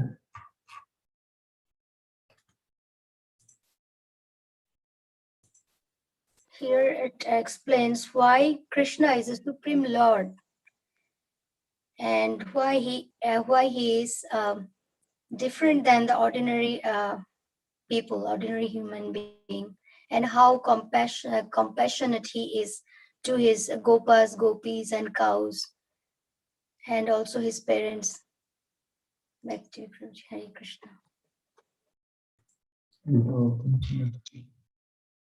On another side note, when the Gopas were having this conversation, it looks like maybe he's the supreme, maybe he's some avatar of Vishnu. Maybe the words of Gargacharya are true. But in Vrindavan, this layer of Yoga Maya, the covering, is so strong. Here we see that the Gopa boys are saying that we are so naturally attracted to Krishna that we can't forget him. That's their situation. But what is the situation of a materialistic conditioned soul like myself? I'm so attracted to the material world that I can't remember Krishna. They can't, the pure souls, the pure devotees, they can't forget Krishna. Even they try to forget, they can't forget. Wow. So those devotees have a covering of Yoga Maya, but the materialistic conditioned soul have a covering of Mahamaya, which does not allow us to see Krishna or to be attracted to him because of the covering of anarthas. So one time Maharaj was explaining that sometimes this thought would come, maybe Krishna is the supreme in the Brajavasis. in the minds of the Gokulvasis, Vrindavanvasis. And then Yashoda Mata, Nand Maharaj, they would say, well, oh, you think he's God? You know, when there is lightning in the sky, he comes to my lap running out of fear. He's God. He's the one who's stealing butter. Does God steal butter? He's playing with the, holds the cow tails and the calf tails and running behind them like water surfing, skiing. What they say? You think he is God? He can't even hold my slippers. He makes a great attempt to hold my slippers on his head, but he does not even have strength to hold my slippers, my shoes, sandals. And then everyone has a big laugh. Oh, like that. Maharaj was explaining so many instances where Krishna is just acting like a ordinary human being, ordinary child. And therefore everyone has a big laugh. And then the Yogamaya covers the mind of all the Vrajavasis. They can't think Krishna as God. Because that's what Krishna loves more. The devotee thinks Krishna, or the Supreme Lord, to be either equal or to be less, like less than him. Or he does not, I don't need his protection. He needs my protection. He's dependent on me. That's the mood of Vrajavasis. See, his guest member Prabhu has also joined Prabhu. Thank you so much for your kind association. Please accept our humble obeisance. Happy Shri Krishna Janmashtami. So we're reading Krishna book. Anyone has more comments or reflection, feel free to pause and share. But we will read one more chapter. That is, Krishna pleases his devotees. So let's jump to chapter 48, from 26 to 48. And if anyone would like to read this, 2 paragraphs each, everyone can read. So please raise your hand. So Nayan Prabhu wanted to read. Want to start? So let's see, Prabhu can next paragraph. Okay.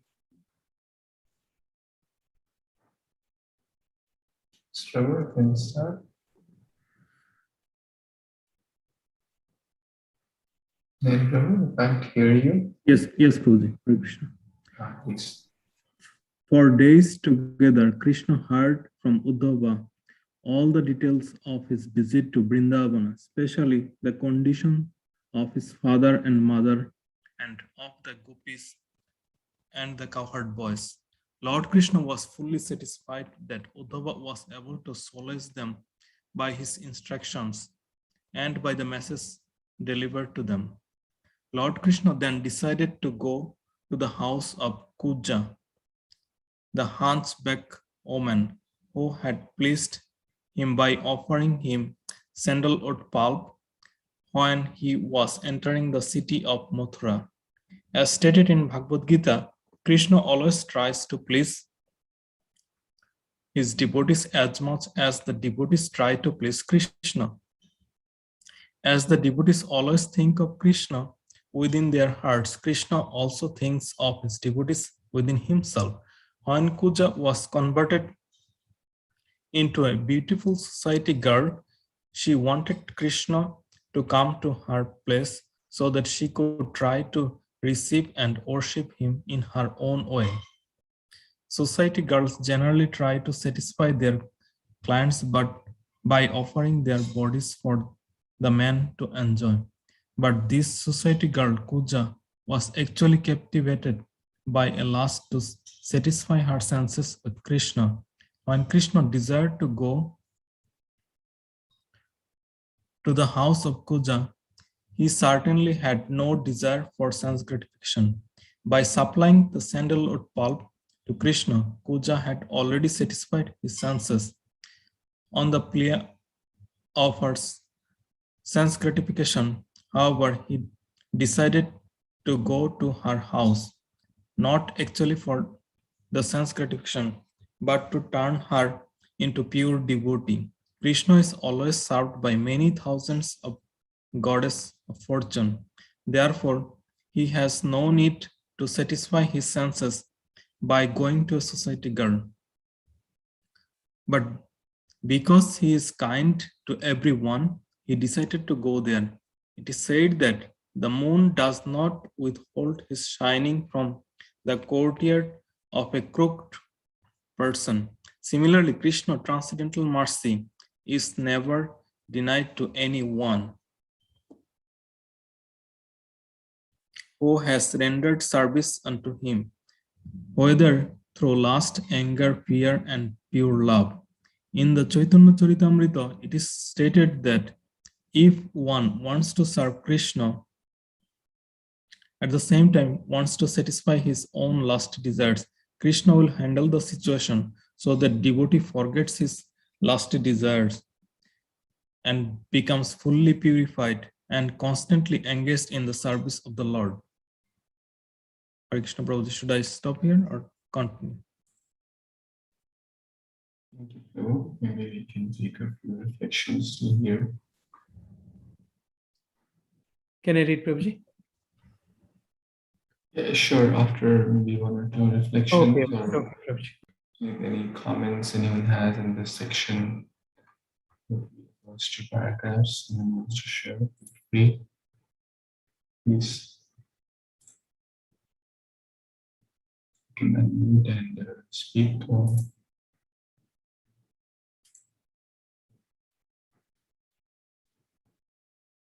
Hare Krishna. Prabhuji. So what I could understand is, Kubja, even though, she had, kind of desires, but Krishna purified her desires, and she became pure. So if even we unknowingly pray Krishna, even with materialistic desires, he converts that into spiritual, and eventually will become spiritual. That's what I understood. Thank you, Hare Krishna. Yeah, that's a wonderful point. Yeah, also the example of moon is given that even if someone is crooked, the moon does not stop giving the light to the sun and the moon. Well, I'll give my light to only people who are pious. They are Krishna is Surya Sarvabhuta now. He's always thinking for the welfare of others, whether we know it or don't know it, whether we understand it or don't understand it. But Krishna is our eternal well-wisher, eternal friend, eternal mother, father. Krishna Mata, Krishna Pita, Krishna Pranadhan. Bolo Krishna, Bhajo Krishna, Guru Krishna Shiksha. So many bhajans talk about the same point. So, but when we do something knowingly, out of knowledge that Krishna is our real friend, real mother, real father, then we will be able to serve him in a better way, which will please him more, and which will attract his mercy upon us even more and more. So let's see what happens when Krishna went to Kubja. Yes, Sudhir, no? Thank you, Prabhuji. Hare Krishna devotees, Dandavat Pranam, all Krishna Shri Prabhupada, happy Janmashtami. To fulfill his promise, Krishna, along with Uddhava, went to the house of Kubja, who was very eager to get Krishna for the satisfaction of her lusty desires. When Krishna reached her house, he saw that it was completely decorated in a way to excite the lusty desires of a man.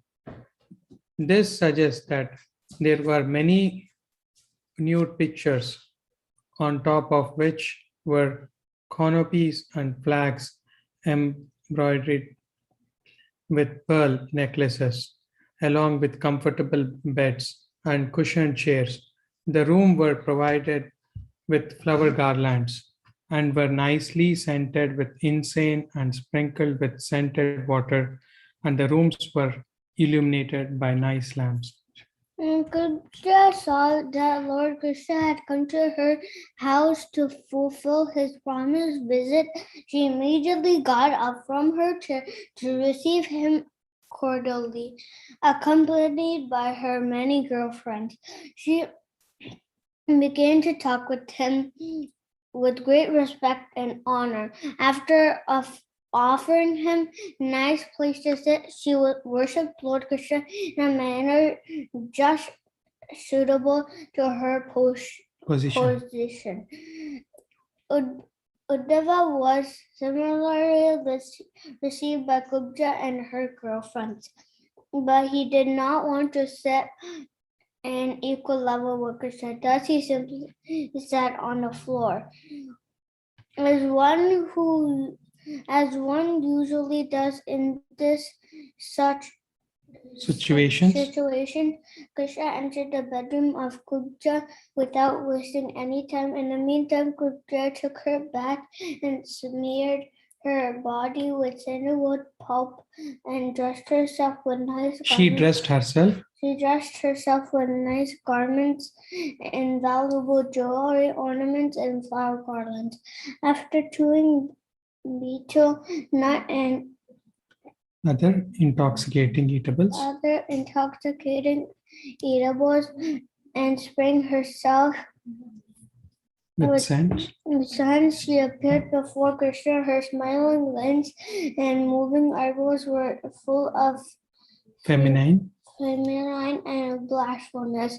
As she stood gracefully before Lord Kṛṣṇa, who was known to Madhava, the husband of goddess Fortune. When Kṛṣṇa saw Kubja hesitating to come before him, he immediately caught hold of her hand, which was decorated with bangles. With great affection? With great affection, he dragged her near him and made her sit by his side. Simply by having previously supplied pulp of sandalwood to the Supreme Lord Kṛṣṇa, Kubja became freed from all sinful reactions and eligible to enjoy with him. She took Kṛṣṇa's lotus feet and placed them on her breasts, which were burning with blazing fire of lust. By smelling the fragrance of Kṛṣṇa's lotus feet, she was immediately relieved of all the lusty desires, and she was thus allowed to embrace Kṛṣṇa with her arms and mitigate her uncherished desire to have him as a visitor in the house. Thank you, Prabhuji. Thank you, Prabhuji. Hare Krishna. Krishna. Okay, we'll read the Nishan is to read the next paragraph.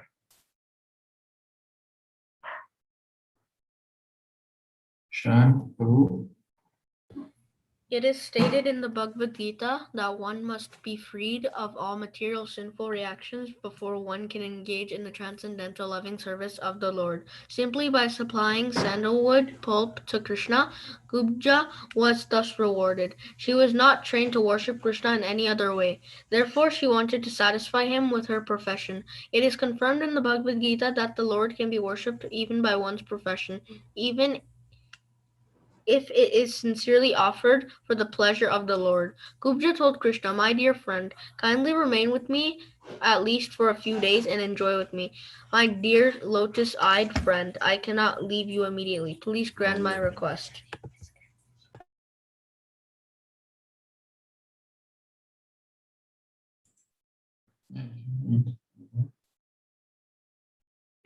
Prabhuji, should I read the next paragraph? Sure. Can Vihan read it? Sure. As stated in the Vedic version, the Supreme Personality of Godhead has multiple potencies according to expert opinion. Kubja represents the Bhushakti potency of Kṛṣṇa, just as Srimati Radharani Hence his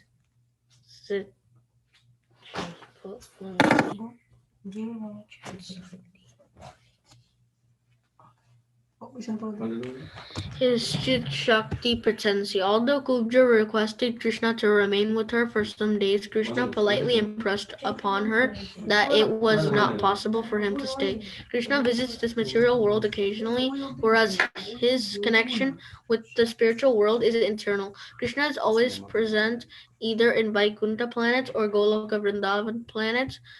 The technical term of his presence in the spiritual world is Aprakata Leela. Hare Krishna, Burji, back to you. Hare Krishna, thank you, Shan.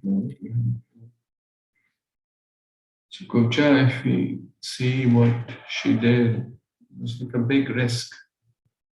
The sandalwood paste and the things which were offered or meant to be offered to Kamsa, the king, she dared to offer it to Krishna, who came to Mathura. And on the other hand, the washerman, the tailor actually, who didn't offer the clothes to Krishna when Krishna requested, he was basically killed.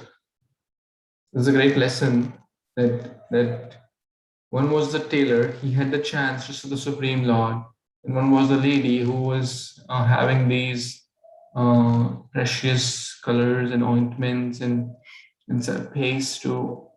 They both were Kamsa's servants, but one turned away from serving the ignorance to serving the absolute truth.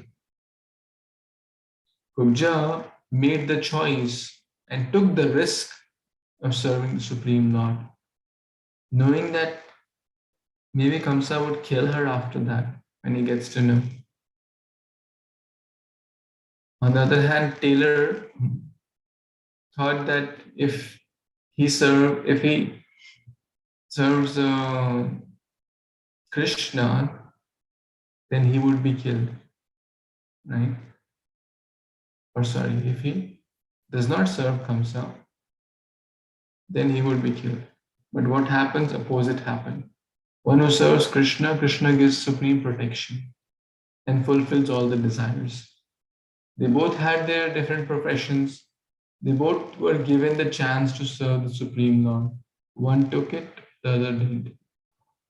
And we see the destination. Upon pleasing Krishna, Krishna personally came at her door to please her. On the other hand, the tailor was practically dead. Why? Because he didn't offer his propensities.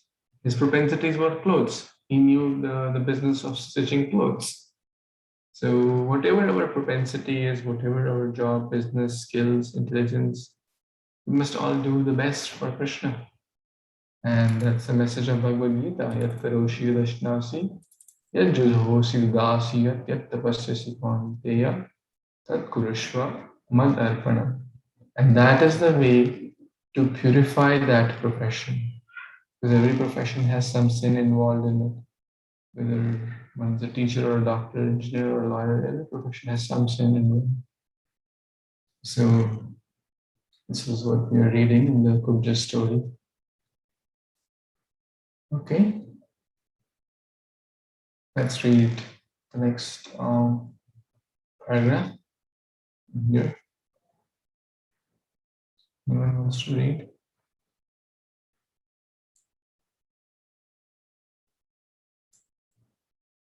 So if everyone want to read this. I can read.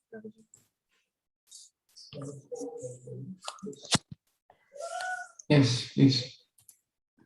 After satisfying Kubja with sweet words, Krishna returned home with Uddhava.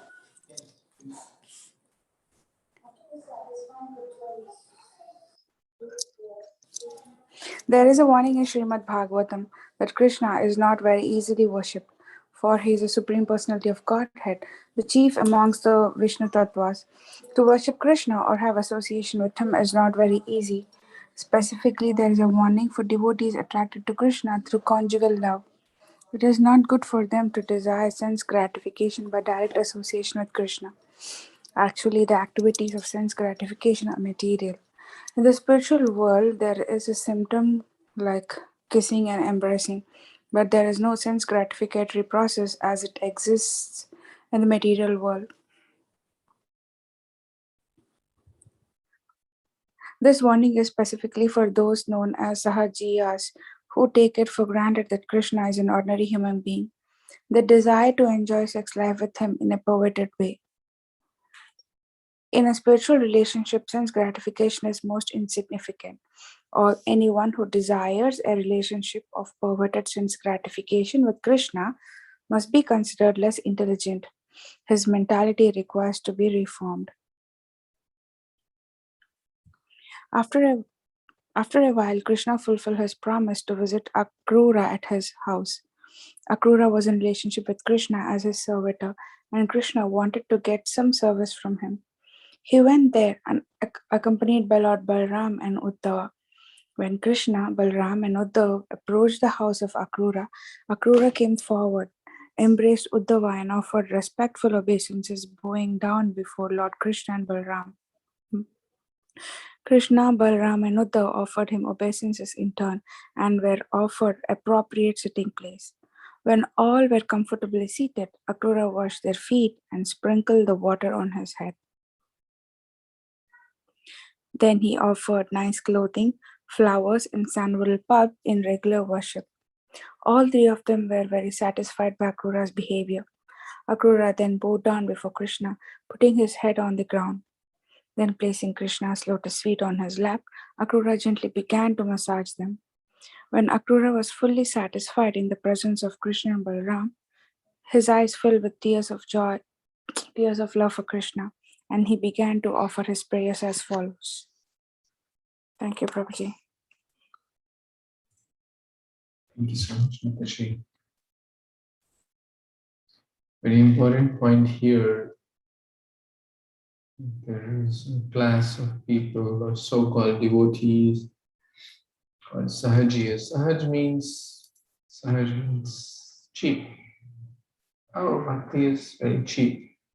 Sela means simple. It is simple, but that does not mean in the sense that, oh, some people say, well, I am Gopi, you are Gopi, everyone is Gopi, and on the name of that, they cheat the innocent followers. And till date, these things happen. Even in holy places, like, sorry to say, when in holy places, there are so-called Sahajiyas who tend to show the symptoms of ecstasy and Ashtasattvic Vikar. But our mood, our Sampradaya mood is not like that. One who is actually at that level of pure devotion, of Ashtasattvic Vikar, does not like to reveal that in front of. If knowingly or unknowingly, even if they come, they try to hide it. It's like a materialistic person would not like to reveal how much wealth he has or how much salary he earns, right? So what is the wealth of a spiritualist is his loving devotion to Krishna. It's not something to be displayed in public. Oh, I am a senior Vaishnava, I have Ashtasattvic Vikar. Oh, I roll in the ground when I chant Krishna. So, but some Sahajiyas, they take it cheaply and they, on the name of bhakti, they cheat innocent people, innocent girls, and have illicit relations. So one has to be careful. Therefore, the Bhagavatam warning is very important there in that connection. And then from the Madhurya Rasa with Putana comes to Akrura, the Dasya Rasa. Akrura also desired. And Krishna is Rasaraj, the perfection of all rasas. And he does not need anyone. He is Abhigyaswara, he is Atmaram. But to give pleasure to his devotee, as you approach me, I shall reciprocate accordingly. So then he moved to Akrura and satisfied him in a different way. So let's see the beautiful prayers of Akrura here. Yes, Mataji, you want to read? Yes, Prabhuji. Hare Krishna devotees and Pranamam Krishna Srila Prabhupada. Happy Janmashtami. My dear Lord Krishna, is it from there, Prabhuji? Yes, madam. Okay. My dear Lord Krishna and Balarama, it is very kind of you to have killed Kamsa and his associates. You have delivered the whole family of the Yadu dynasty from the greatest calamity. The Yadus will always remember your saving of their great dynasty. My dear Lord Krishna and Balarama, both of you are the original personality from whom everything has emanated, the original cause of all causes. You have inconceivable energy and you are all pervasive. There is no cause and effect, gross or subtle, but you are the supreme Brahman, realized through the study of the Vedas. By your inconceivable energy, you are actually visible before us. You create this cosmic manifestation by your own potencies, and you enter into it yourself. As the five material elements, earth, water, fire, air, and sky, are distributed in everything manifested by different kinds of bodies. So you alone enter the various bodies created by your own energy. You enter the body as the individual soul and independently as the super soul. It is confirmed in the Bhagavad Gita that the material body is created by Krishna's inferior energy, that the living entities, the individual souls, are his parts and parcels, and that the super soul is his localized representation. Thus, while the material body, the living entity, and the super soul constitutes an individual living being, originally they all are different energies of the one Supreme Lord. You want me to continue, Prabhuji? Okay. Akrura continued. In the material world, you create, maintain, and dissolve the whole manifestation by the interaction of the three material qualities, namely goodness, passion, and ignorance. But you are not implicated in the activities of those material qualities. For your supreme knowledge is never overcome like the knowledge of the individual living entity. Thank you, Prabhuji. Hare Krishna. Do you have any comments from here? Yeah, actually, like everything comes from Krishna. So we think this material body is made up of five material elements: earth, water, fire, air, ether. So that comes from Krishna because Krishna gave the air, earth, everything. And the living entity, what is the super soul within our heart, is also Krishna, Paramatma, and the soul, which is independent of Paramatma, so which takes the karma and takes the different bodies, that is also comes from Krishna. And the air we breathe is coming from Krishna. The earth we live with comes from Krishna. So actually everything comes from Krishna. So yes, Prabhuji, thank you.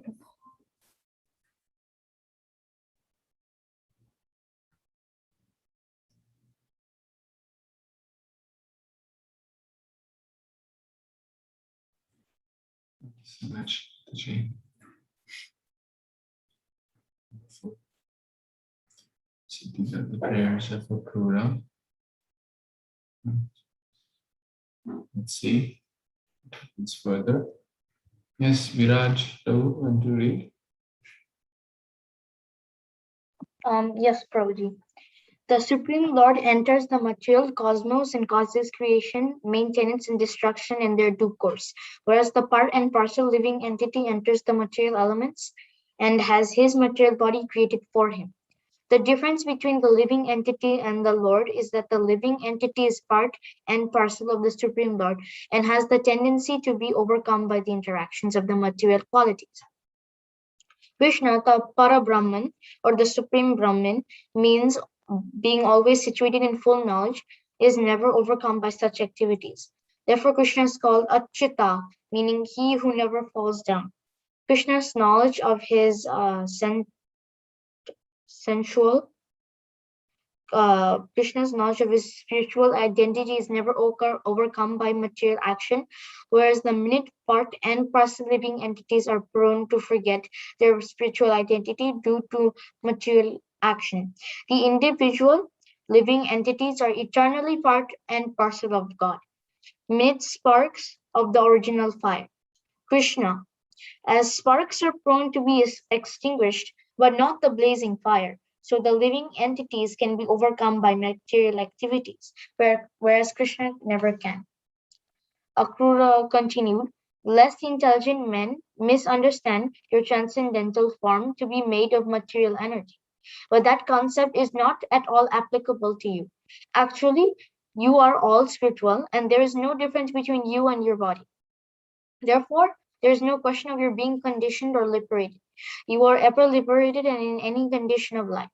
As stated in the Bhagavad Gita, only fools and rascals consider you an ordinary man.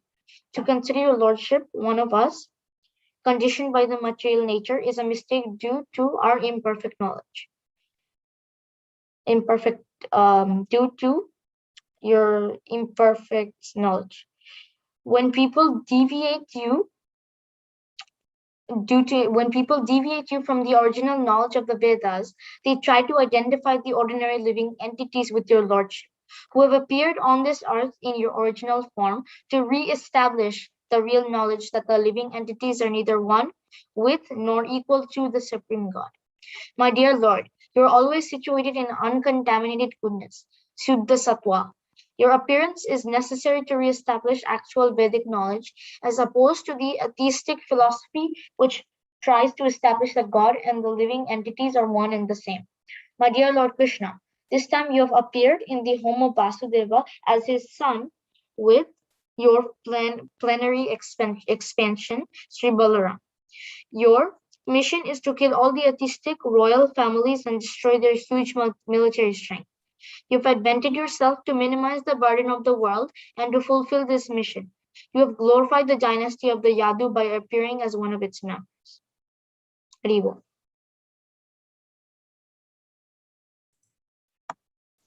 Anyone has any comments or reflections on this part? Should I do a reflection, Prabhuji? Yes, please. Okay. So I learned from these couple of paragraphs that only fools and rascals think that Lord Krishna is an ordinary man. Actually, he is in all conditions, and he is the supreme Brahman, Para Brahman, and he has come to this world to destroy all demons and their royal families and their military strength. Anyone who thinks that Lord Krishna is like one of us is a fool. It is, as Akrura says, it is only due to our imperfect knowledge as humans. Lord Krishna is the supreme personality of Godhead, and he is not even associated with these material customs. Very good. Very good. Yeah, sure. Anyone else wants to share reflections from what we have read just now?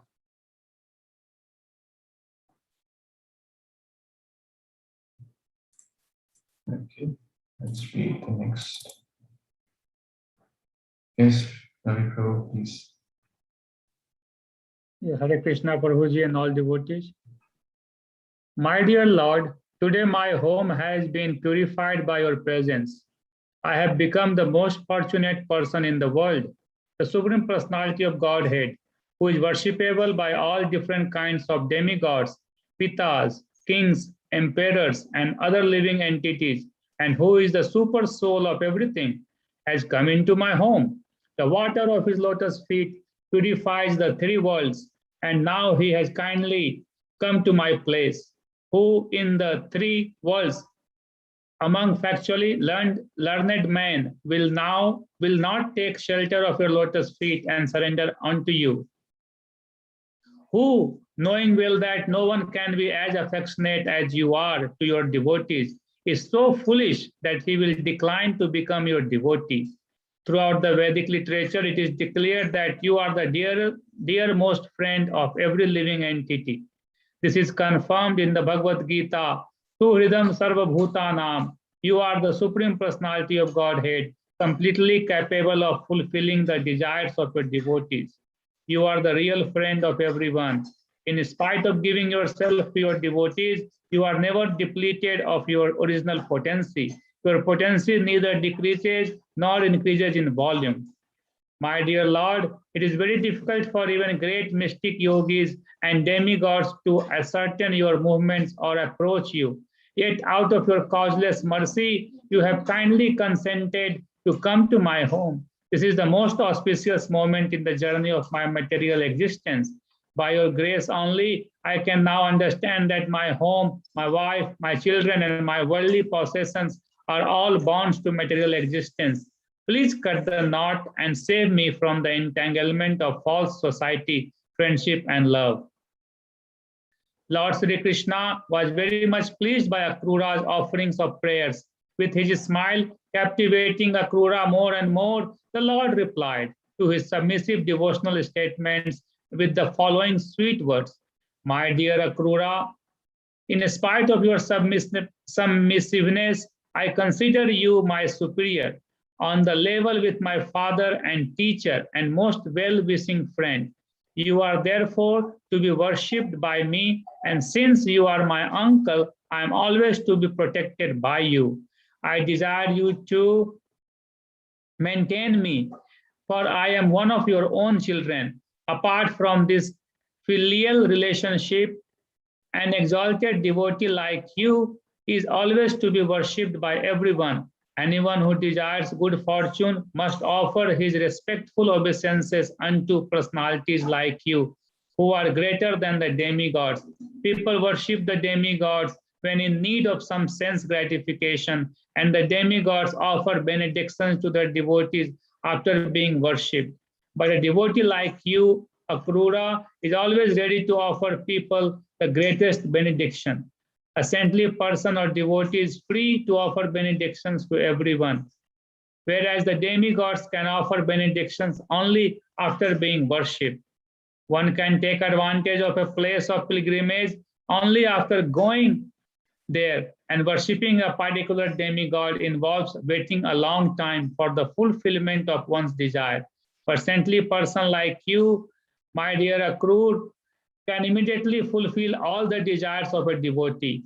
My dear Akrura, you are always our friend and well-wisher. You are always ready to act for our welfare.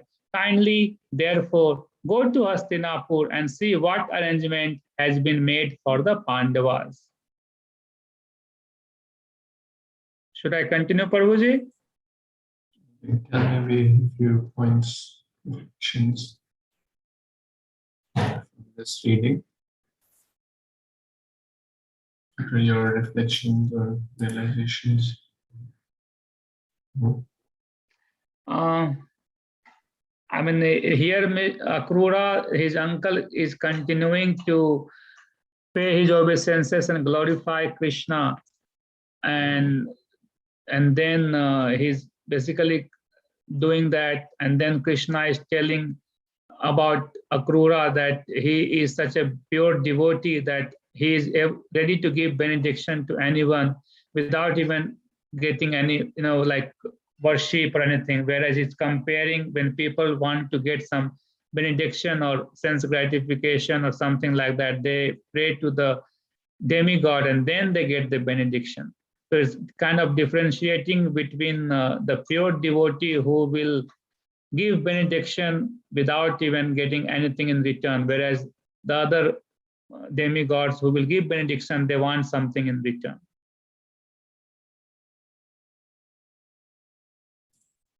It's a very nice point, Prabhu. Thank you.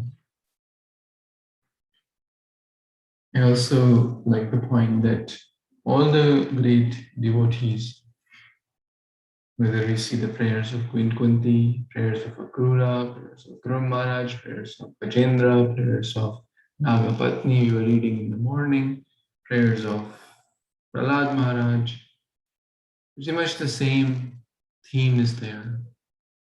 Same theme, first glorifying about Krishna's supremacy, the avatars, then asking for spiritual hankering. Cut my bondage. Sneha pasha chindam. Sneha pasha. You destroy my sneha pasha, my attachment to my family. Even Akrura is saying that. So devotees are not asking for materialistic things. Devotees are only asking for spiritual eagerness to chant more, to read more, to hear more.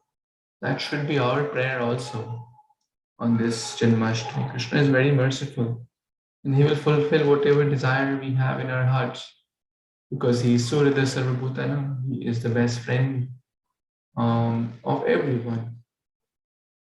Like the moon showers the cooling light upon the crooked also.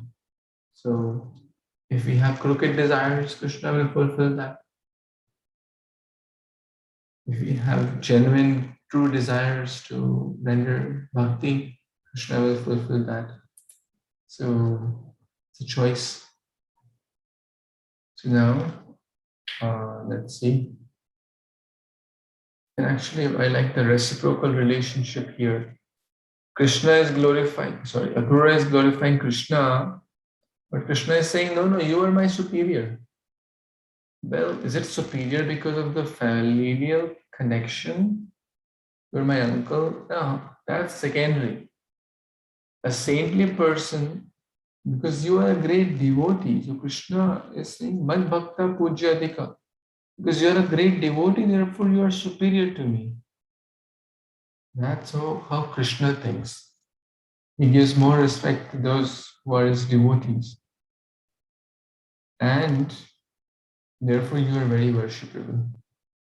You are greater than the demigods. A devotee is greater than the demigods. We see the rationale here. Because demigods don't give anything for free. But a pure devotee like Srila Prabhupada is giving the love of Godhead for free to anyone and everyone. Lord Chaitanya and his associates giving the love of Godhead to anyone and everyone without asking anything. The best thing to the least qualified people. That's how they are greater than the demigods. So let's read. He sent Akrura on a mission. Anyone wants to read further on this paragraph? Hare Krishna Prabhuji. Yes, please. Krishna was known about the son of Pandu because at a very young age they had lost their father. Being very friendly to his devotees, Krishna was anxious to know about them, and therefore he deputed Akrura to go to Hastinapur and get information of the real situation. Krishna continued, I have heard that after King Pandu's death, his young son Yudhishthira, Bhima, Arjuna, Nakula, and Sahadeva, along with their widow mother, have come under the charge of Dhritarashtra, who is to look after them as their guardian.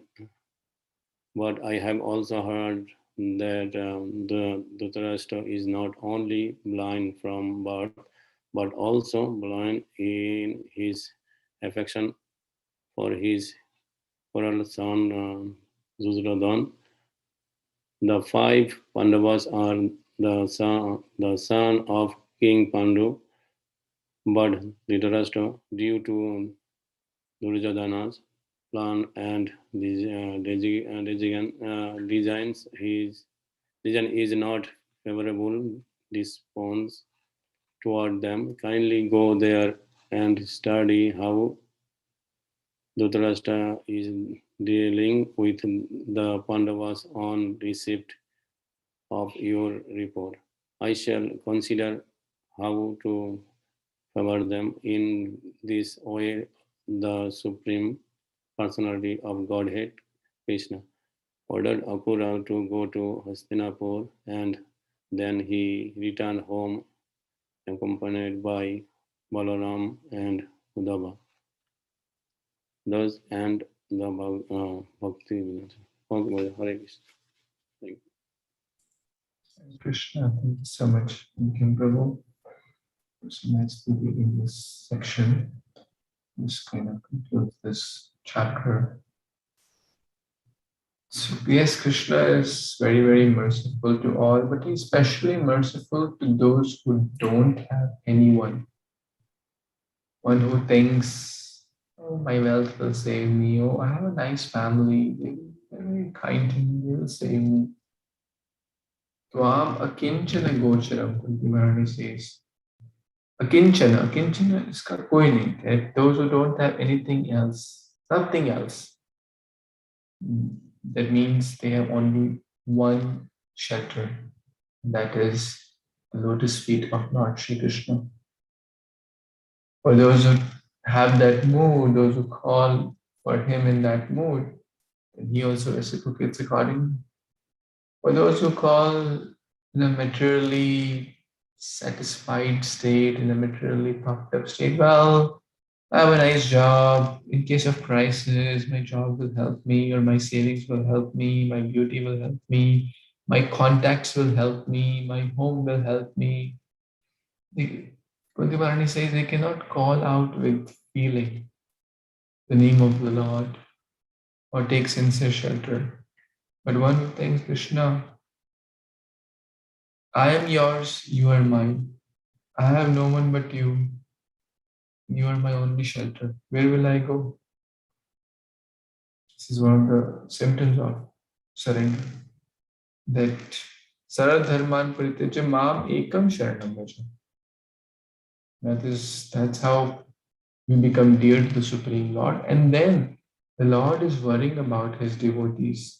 And my friends, my devotees, Pandu's sons are actually Pandu died young. The kids were very young. And Dhritarashtra was not just materially blind. It is mentioned he is spiritually blind. Because he was so attached to his son, his own sons. That's the first verse of the Bhagavad Gita. Mamaka Pandavascheva. My son and sons of Pandu. Well, after the Pandu's absence as a true caretaker, would not separate my kids and Pandu's kids. But Dhritarashtra did not have that vision.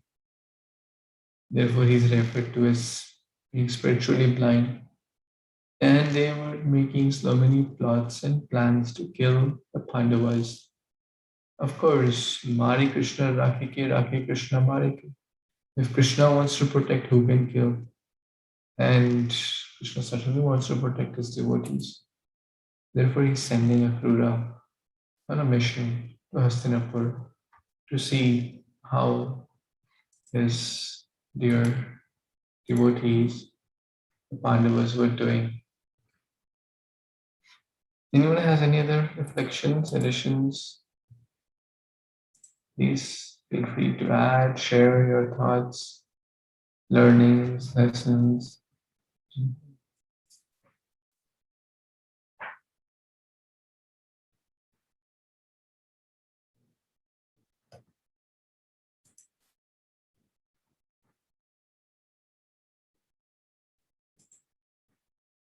Okay, then we'll read one more chapter then, if everyone is still enthusiastic. Chapter 59, the deliverance of the demon Bhaumasura. Okay. Anyone who has not yet read and wants to read, especially, I would encourage everyone to at least read once. I think everyone wants to read.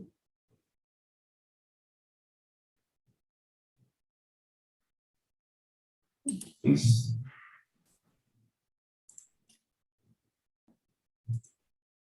Sridham Prabhu, wants to read. Yeah, Hare Krishna. The deliverance of the demon Bhaumasura. The story of Bhaumasura, how he kidnapped and made captive. Give me a second, Prabhu.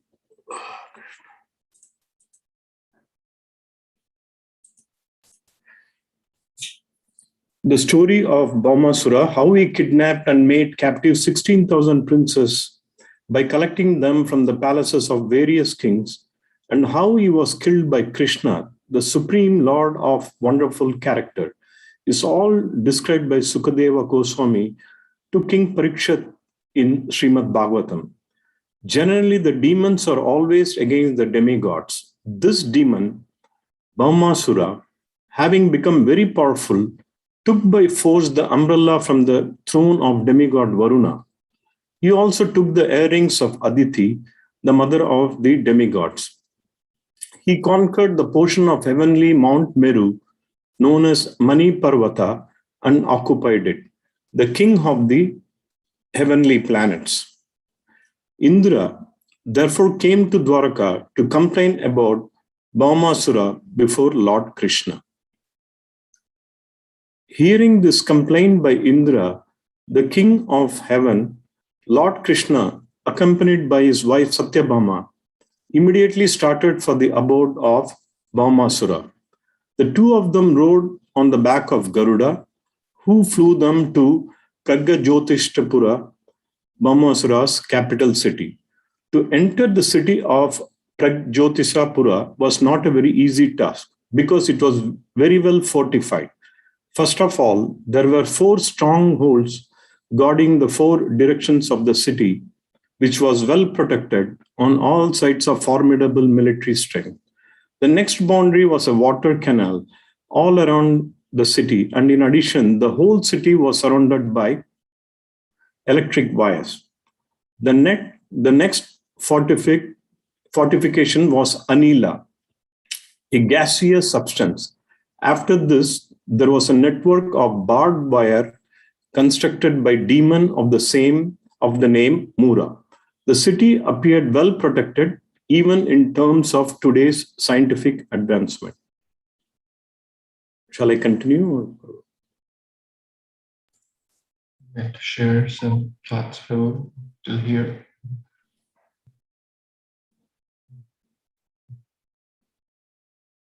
Any reflections, comments, any lessons, ideas?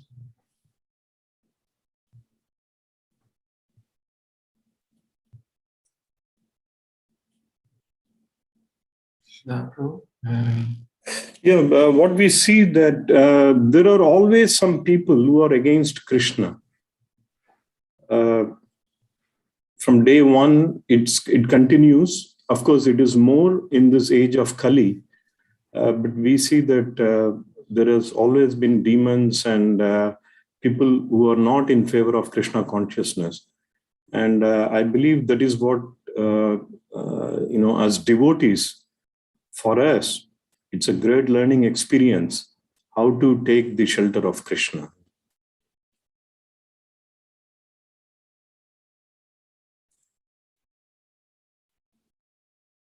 Thank you, Prabhu. Thank you so much.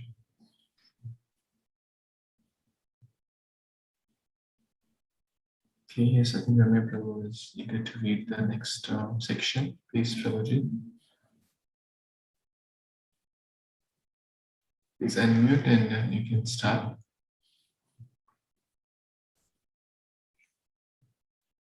Ramya Prabhu, want to read?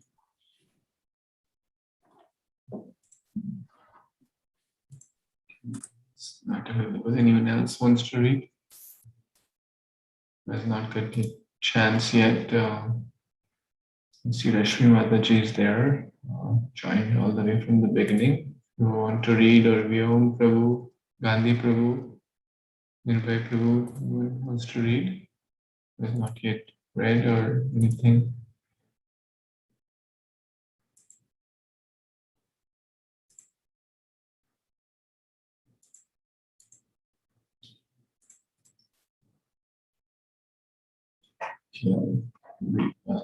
Just getting ready. It's hard to know who is in a position to read or not. When Krishna arrived, he broke all strongholds to pieces by the strokes of his club and scattered the military strength here and there by the constant onslaught of his arrows.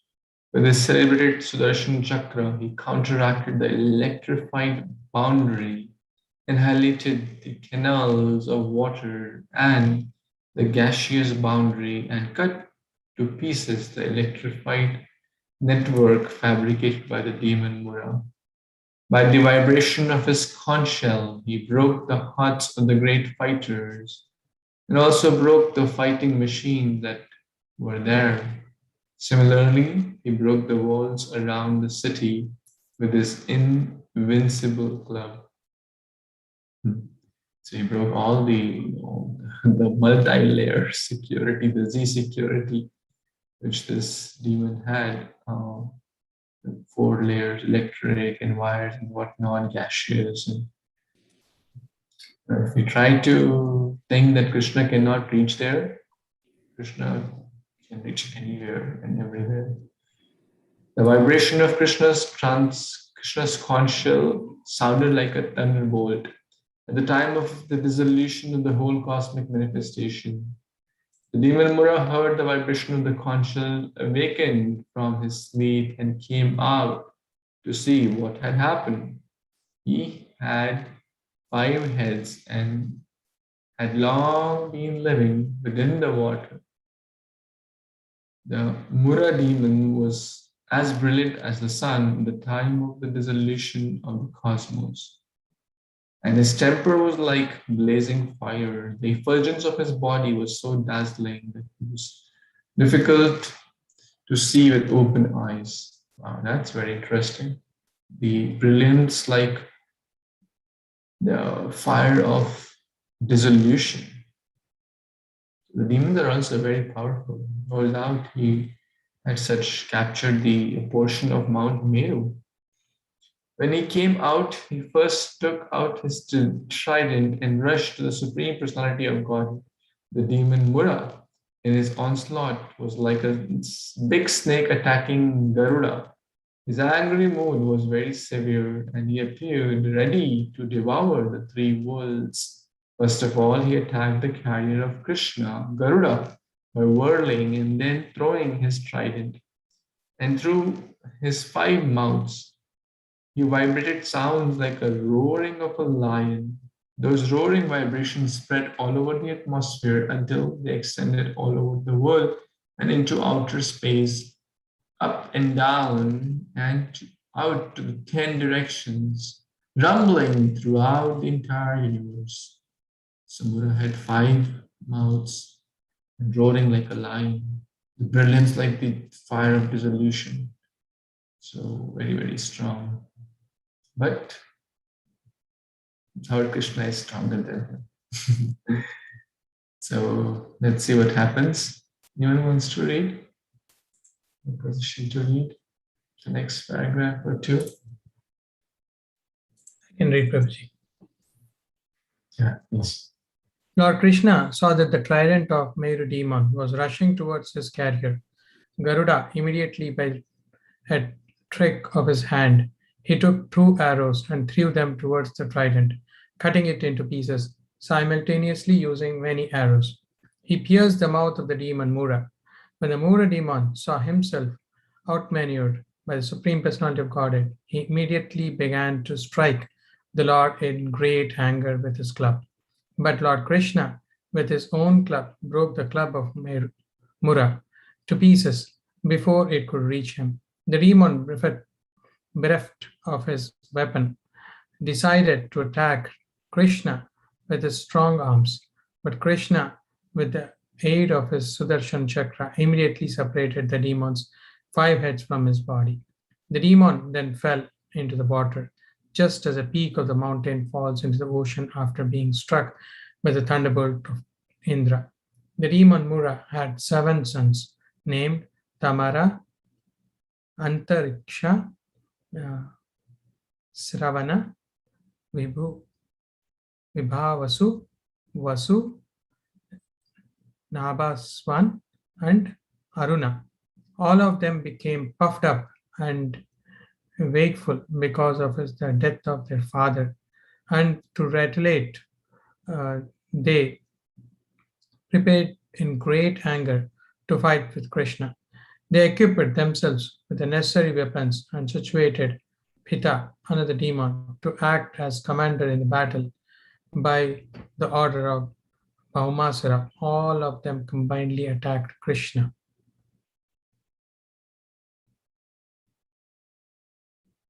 Want me to continue, Prabhuji? Share some thoughts from here to be read. So here we can see that how, Mura, who was a very powerful demon, he had this trident, but whatever the weapon, it was nothing for Lord Krishna, because he is, Sarva Karana Karanam, his existence is because of Krishna. So how can he harm Krishna? So here we can understand that, whatever, weapon or whatever it is, yeah, as you rightly mentioned, Mare ki Krishna Rake ke, Rake Krishna Mare ke. So if Lord Krishna wants to kill someone, nobody can protect. And in the same way, if Krishna wants to protect, nobody can kill. So we can see that Parikshit Maharaj, was saved by Lord Krishna from Brahmastra. So even though, he was in the womb of, so in this way we can easily, know that, Krishna is the supreme personality of Godhead. And here there, Prabhupada is also mentioning how, the demonic sons also were puffed up and wanted to, and it is, for their destruction, they will get killed as well. Thank you, Hare Krishna. Thank you. Thank you so much, Prabhu. Very nice. I see Kishore, who has joined us.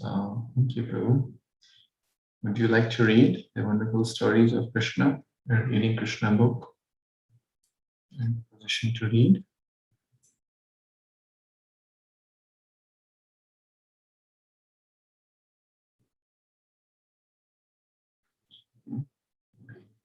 Anyone else? Ramya Prabhu, please. Hare Krishna, happy Janmashtami, everyone. So when they came before Lord Krishna, they began to shower him with many kinds of weapons, like swords, clubs, lances, arrows, and tridents. But they did not know that the strength of the Supreme Personality of Godhead is unlimited and invincible. Krishna, with his arrows, cut all the weapons of the men of Bhaumasura into pieces like grains. Krishna then threw his weapons, and Bhaumasura's commander-in-chief Pita, along with his assistants, fell down. Their military dress cut off, their heads, legs, and arms and thighs severed. All of them were sent to the superintendent of death, Yamaraj. Bhaumasura, who was also known as Narakasura, happened to be the son of the earth personified. When he saw that all of his soldiers, commanders, and fighters had been killed on the battlefield by the strokes of the weapons of the personality of Godhead, he became exceedingly angry at the Lord. He then came out of the city with a great number of elephants who had all been born and brought up on the seashore. All of them were intoxicated, highly intoxicated, and when they came out, they saw that Lord Krishna and his wife were beautifully situated high in the outer space, just like a blackish cloud about the sun, glittering with light of electricity. The demon Bhaumasura immediately released a weapon called Shatagni, by which he could kill hundreds of warriors with one stroke. And all his assistants simultaneously threw their respective weapons at Supreme Personality of Godhead. Lord Krishna counteracted all these weapons by releasing his feathered arrows. The result of this fight was that all the soldiers and commanders of Bhaumasura fell up to the ground, their arms, legs, and heads separated from their trunks, and all their horses and elephants also fell with them. In this way, all the weapons released by Bhaumasura were cut to pieces by the Lord's arrows. The Lord was fighting on the back of Garuda, who was helping him by, what is it? Sorry, I can't read that. By striking the horses and elephants with his wings and scratching.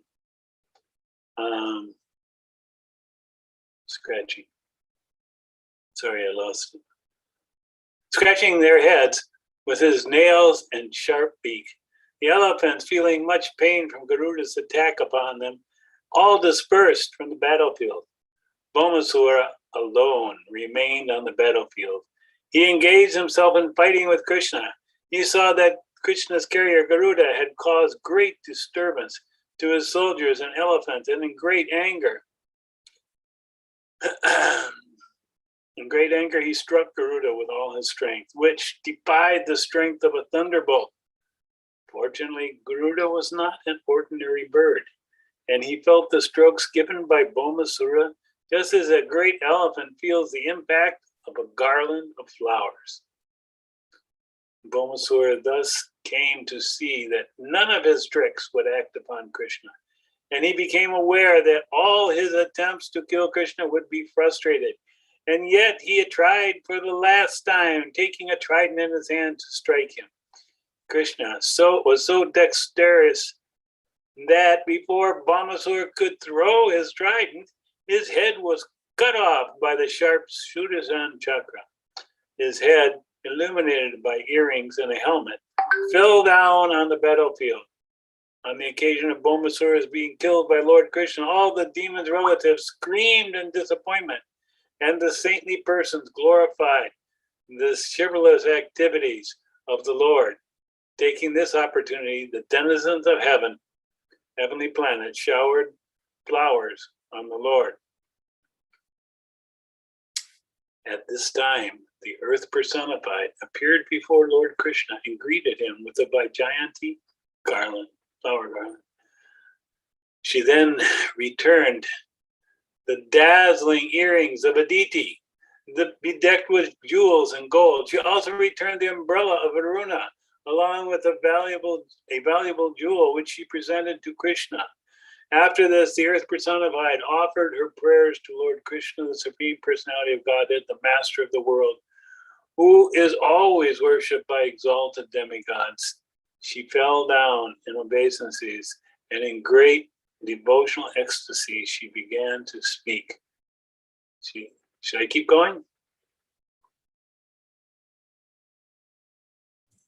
We want to share some reflections or comments till here.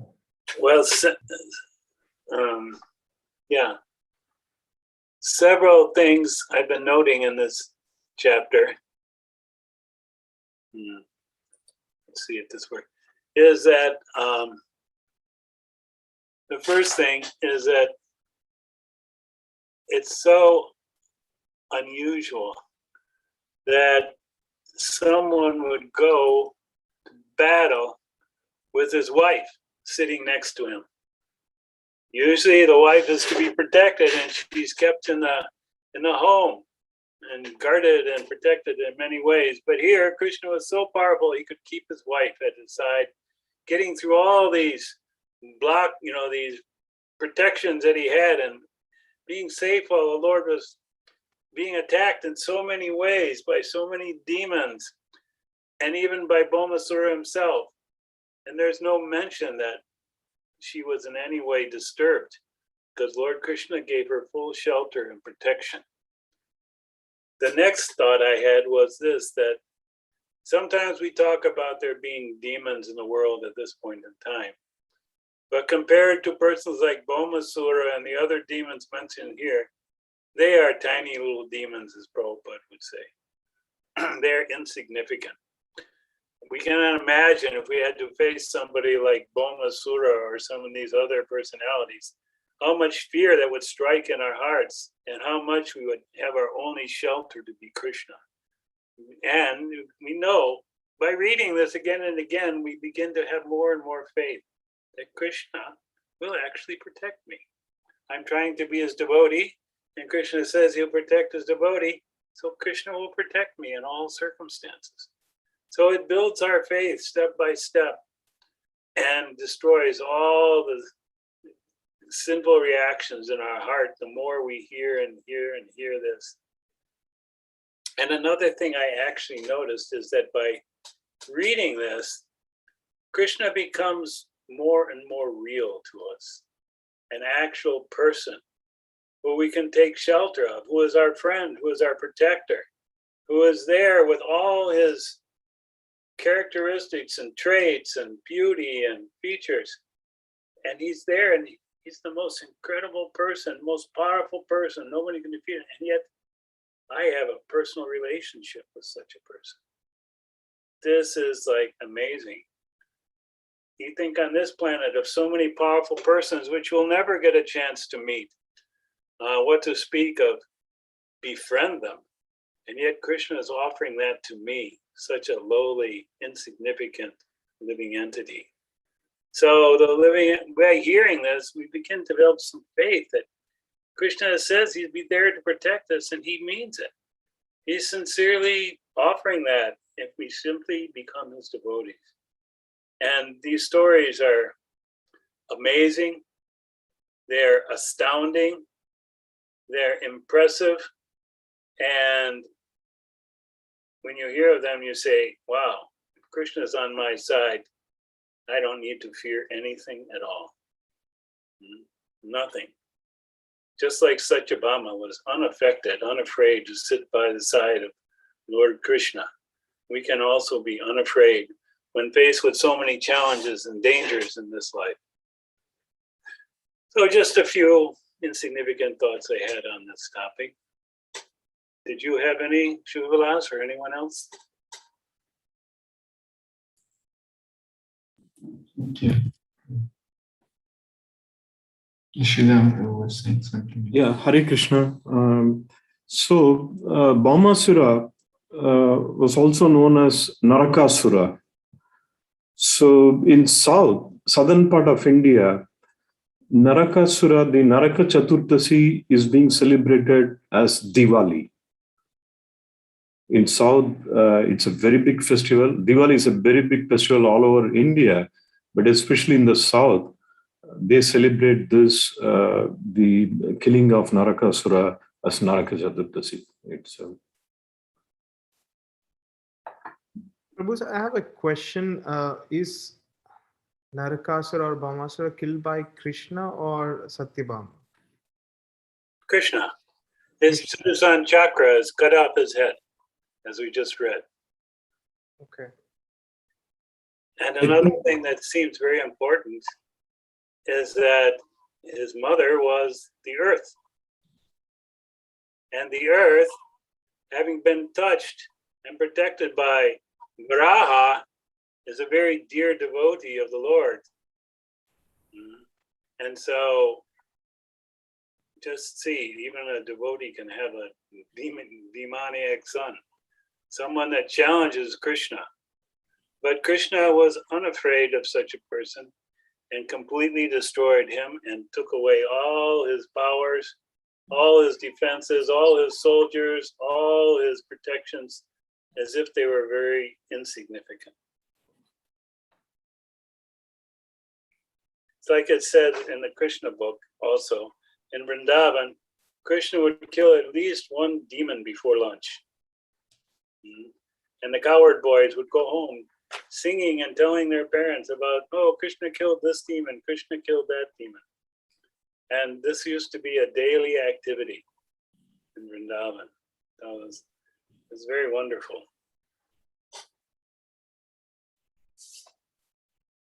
Hare Krishna Prabhu, yeah, even I had the exact doubt actually, because when we were young and when we were listening to these stories, I mean, there is another version, Prabhuji, but I'm not sure about what I have heard when I was young, because Brahma gave a boon to Narakasura only his mother can kill him.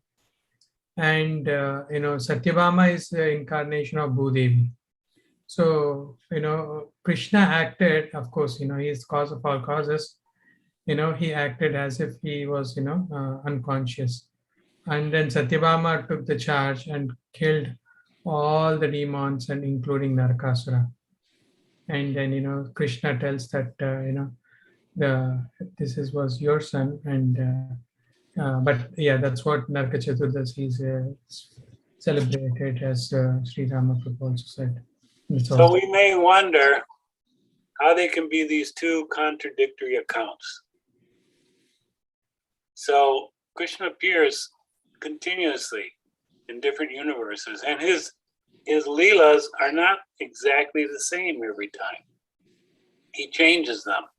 It's not like a movie reel where it just keeps playing the same film every time, the same storyline. Krishna changes, just like with Kaliya. Krishna dances on his head. Sometimes Krishna puts a rope in the mouth of Kaliya and rides him all the way to Mathura to defeat Kṛṣṇa. Sometimes Krishna has a rasa dance on the heads of Kaliya. And sometimes he simply defeats him and sends him away. So Krishna is always variegated, always wonderful, changing. And the more we hear these activities, they will take a life in our consciousness. And and when we become completely purified, they will manifest themselves automatically. Because Krishna's activities are going on uppercut. You can't see them, but they're going on. So when one becomes very advanced, he gets to become aware of these activities. Thank you, Prabhuji. Yeah, I think different kalpas, Krishna has different leelas.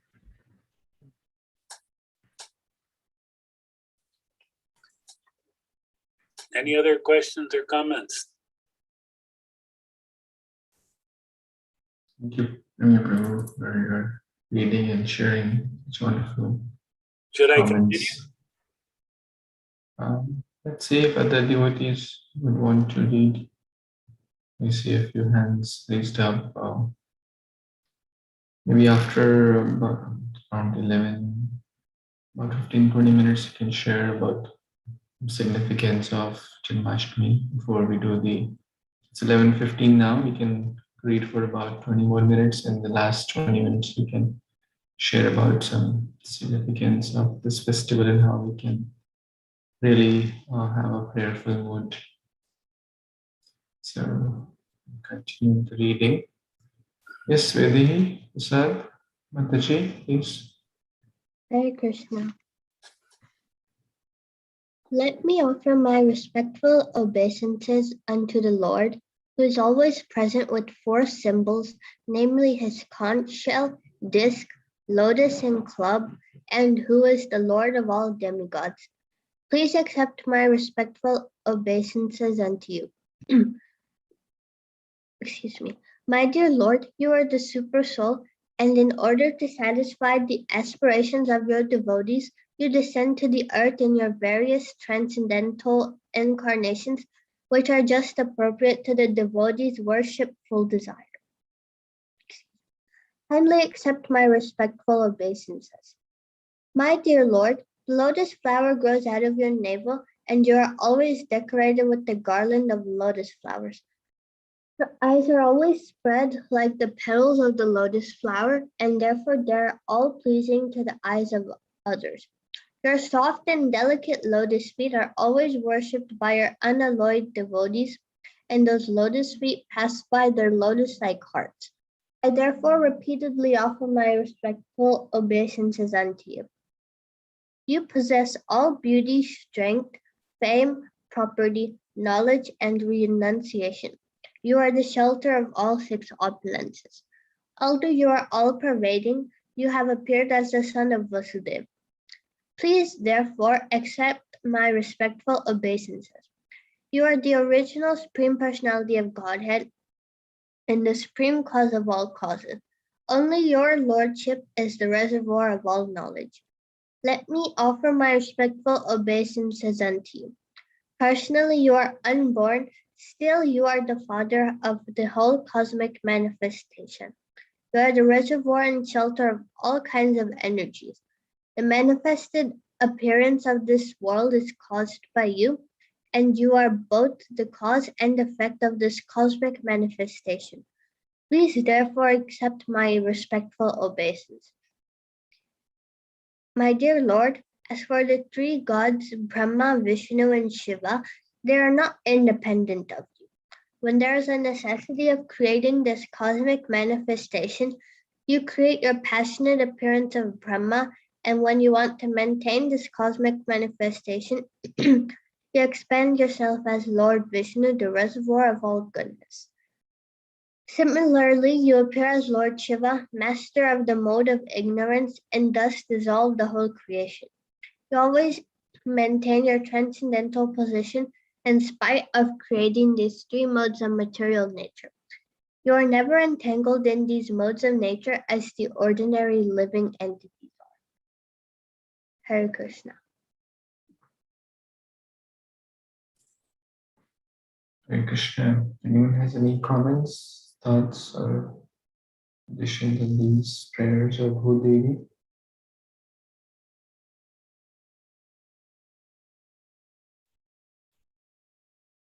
Okay. Can we read further? One small comment. Yeah, please, Phil. Well, here we're hearing beautiful prayers and great detail given by Mother Earth.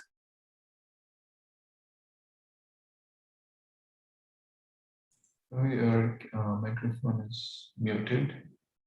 Can you please? Okay. And sometimes we may think, well, if somehow some rare good fortune descend on me, how would I be able to glorify the Lord? And actually, when we come before the deities, we're supposed to glorify the Lord. But we can also, I was also reminded how Dhruv Maharaj, the Lord appeared before him and he couldn't say anything.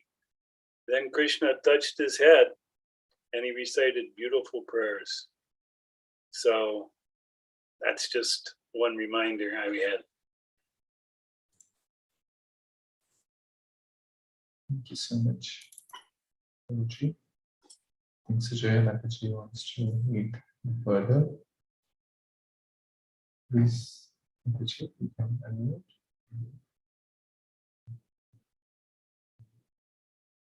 Sujaya Mataji. Yes, Prabhu. Hare Krishna. Actually, my Lord, you are the material nature, you are the father of the universe, and you are eternal time, which has caused the combination of the elements of nature and the manifestation of the material creation.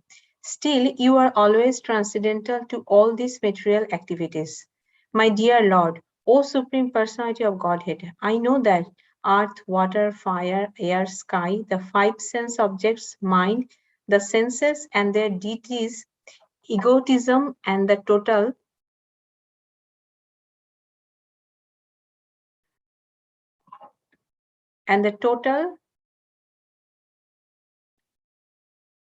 material energy, all things animate and inanimate in this phenomenal world rest upon you.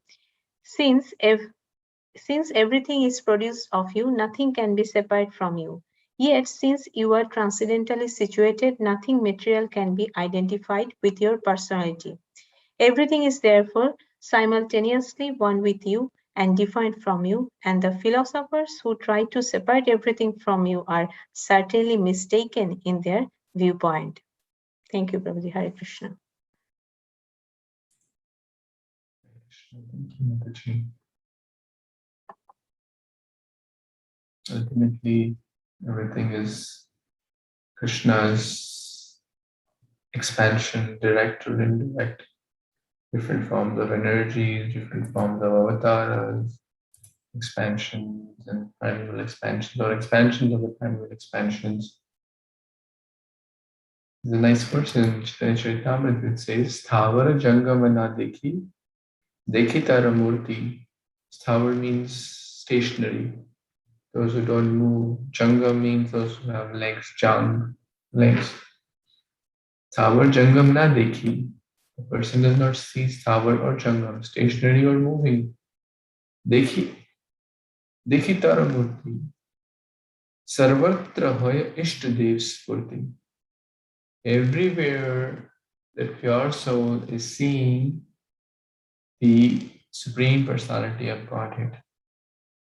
And it's, the classic example is Prahlad. Of course, there are many, but when Hiranyakashipu asked, where is your God? The one who gives you all the strength. He says, everywhere. Is in the pillar? Yes, of course. And he appeared from the pillar. Because to fulfill the request of his devotee, because his devotee said yes, in the pillar. So Krishna is everywhere. But one who has that faith, one who has that conviction that my Lord is everywhere. But that does not mean that we start worshipping a stone on the street as God, immaturely or without that proper spiritual understanding. Yes, he's everywhere, but he's separate also. Everything is in me, but I'm not in them. So, and interestingly, morning we were reading the prayers of Naga Kanya, the wives of Kaliya, saying the same prayer. Kunti Maharani's same prayer in a paraphrased way. Dhruv Maharaj, Prahlad Maharaj, same prayer in a paraphrased way. So all we have to do is basically say the same prayers in our own language, in our own broken words. The Lord will be very happy. Okay. Yes, Shital Mataji. Yes. And others who haven't got chance, they want to read, you can raise your hand. That's how we'll get to know that you're interested to read. Hare Krishna devotees. My dear Lord, may I inform you that this boy, whose name is Bhagadatta, is the son of my son, Bhāmasura. He has been very much affected by the ghastly situation created by the death of his father and has become very much confused and afraid. I have therefore brought him to surrender unto your lotus feet. I request your lordship to give shelter to this boy and bless him with your lotus feet. I shall bring him to you so that he may be relieved of the reactions of all the sinful activities of his father. After Lord Kṛṣṇa had heard the prayers of Mother Earth, he immediately assured her of immunity from all fearful situations. He said to Bhagadatta, don't be afraid. Then he entered the palace of Bhaumasura, which was equipped with all kinds of opulences. In the palace of Bhaumasura, Lord Kṛṣṇa saw 16,100 young princesses who had been kidnapped and held captive there. When the princesses saw the Supreme Personality of Godhead, Kṛṣṇa, enter the palace, they immediately became captivated by the beauty of the Lord and prayed for his causeless mercy. Within their minds, they decided to accept Lord Kṛṣṇa as their husband without hesitation. Each one of them prayed to Providence that Kṛṣṇa might become her husband. Sincerely and seriously, they offered their hearts to the lotus feet of Kṛṣṇa with an unalloyed devotional attitude. As the super soul in everyone's heart, Kṛṣṇa could understand their uncontaminated desire, and he agreed to accept them as his wives. Thus, he arranged for suitable garments and ornaments for them, and each of them, seated on a palanquin, was dispatched to Dwarka city. Kṛṣṇa also collected unlimited wealth from the palace, a treasure of chariots, horses, jewels, and so on. He took from the palace 50 white elephants, each with 4 tusks, and all of them were dispatched to Dwarka. Hare Krishna. Any comments on this?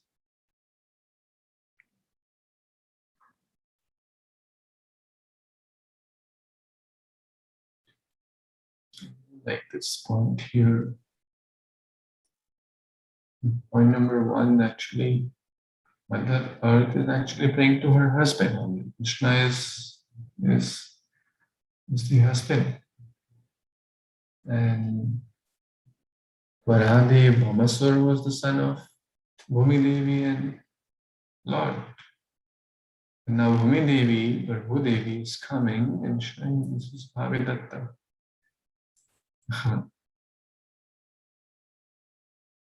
Because Bhāmasura was bad, but Bhagavata was not. So the mother's real responsibility is to bring the child, the son of my son, so basically the grandson of Bhudevi, bring close to the real father, real mother, Kṛṣṇa Mata, Kṛṣṇa Pita, Kṛṣṇa Pradhan. And that's what the grandmother is teaching.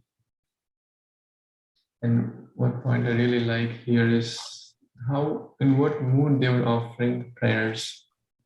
The two words are used, and Prabhupada quotes them often: sincerely and seriously. The three S, as Krishna Prabhu mentioned: strict, sincere, and serious. These are the qualities of a sincere devotee. Strict, sincere, and serious in the sadhana, especially with oneself, not with others. Hey, why are you not doing this? With oneself. They offered, with that mood, they offered prayers at the lotus feet, with unalloyed devotional attitude. So this is the right attitude to offer prayers, which attracted Krishna's heart. Uncontaminated, pure desire.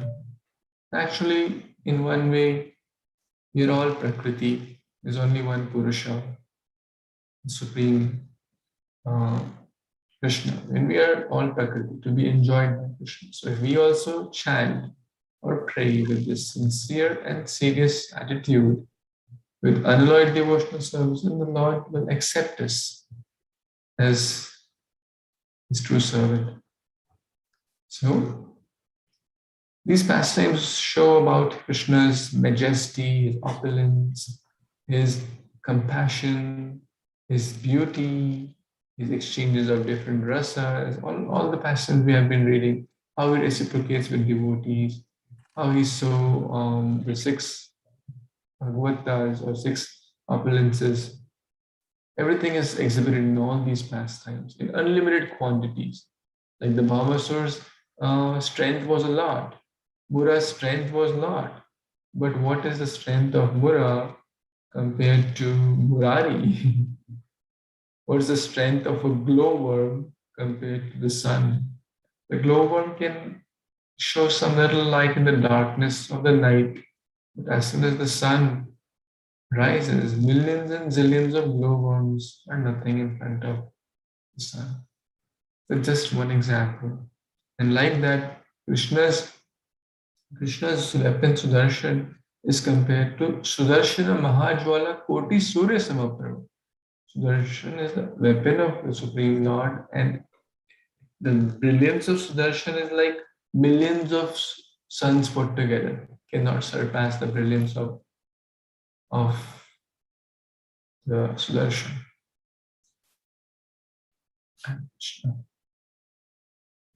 That wants to, I think I want to say something. Sorry, Prabhu, please.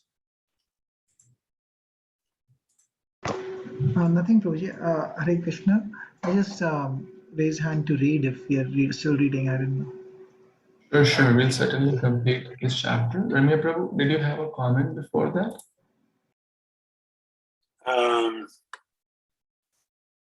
Wait a minute. Yes. I don't know. Does anyone know that there was a King Bhagadatta who fought at Kurukshetra on the side of Duryodhana? Is this the same person?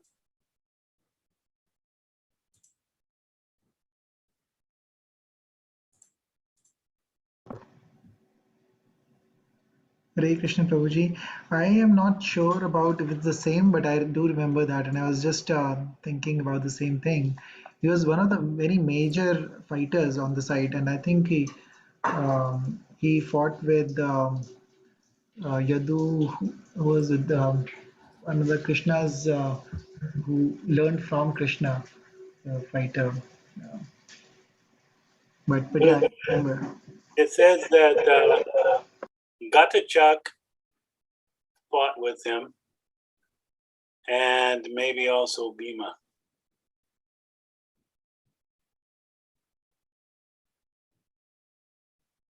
Anyway, sorry to distract you all.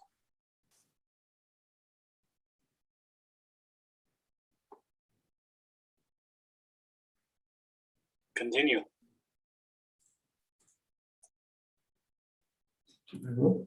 Yes, Nirvay Prabhu, you can read this next section. After this incident, Lord Krishna and Satyabhama entered Amaravati, the capital city of the heavenly planets, and they immediately entered the palace of King Indra and his wife, Sachi Devi, who welcomed them. Krishna then presented Indra with the earrings of Aditi. When Krishna and Satyabhama were returning from the capital city of Indra, Satyabhama remembered Krishna's promise to give her a Parijat tree. Taking the opportunity of having come to the heavenly kingdom, she uprooted a Parijat tree and placed it on the back of Garuda. Once Narad had taken a Parijat flower and presented it to Krishna's senior wife, Shri Rukmani Devi. On account of this, Satyabhama had developed an inferiority complex. She also wanted such a flower from Krishna. Krishna could understand the comparative womanly nature of his co-wives, and he had smiled. He had immediately asked Satyabhama, "Why are you asking for only one flower? I would like to give you a whole tree of Parijat flowers." Hare Krishna.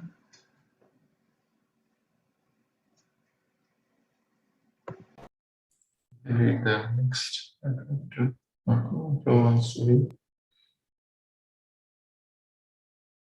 Prabhuji, Renka can.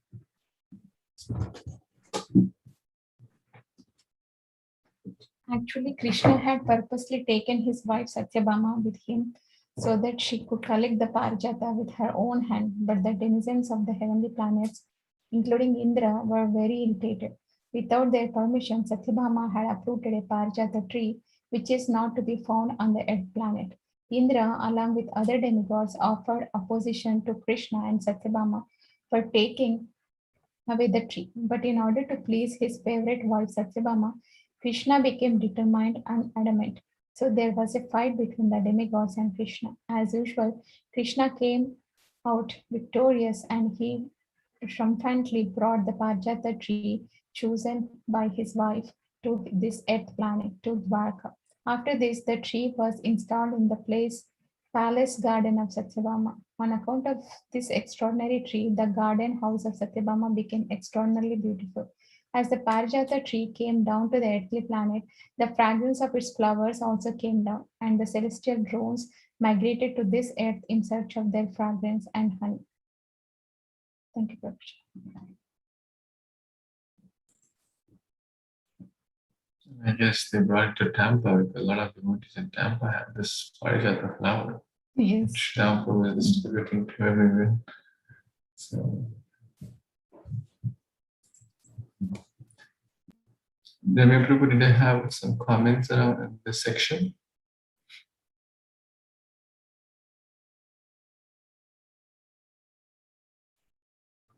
Okay. Sri Kumar Prabhu, want to read the last. Thank you so much. Yeah, King Indra's behavior towards Krishna was not very much appreciated by great sages like Sukadeva Goswami. Out of his causeless mercy,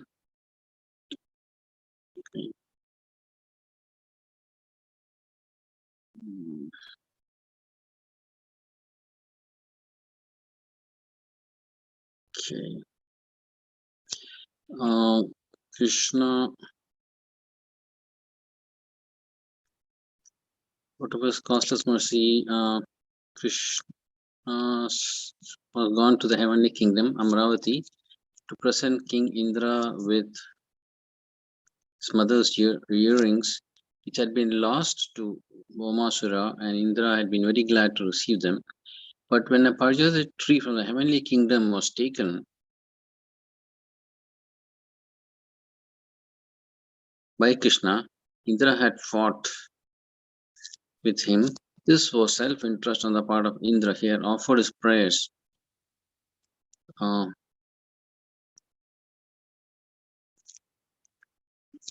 with his head to the lotus feet of Kṛṣṇa, but as soon as his purpose had been served, he became a different creature. That is the way of the demons.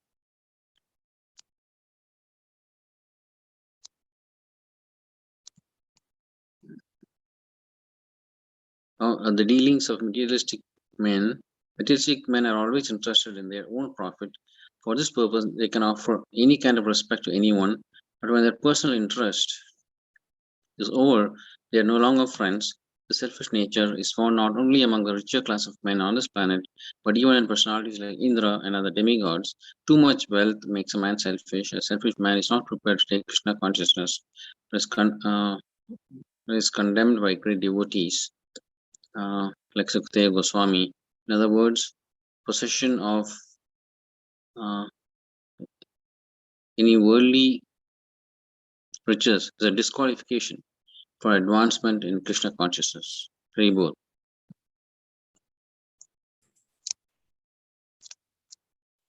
Thank you so much, Guru.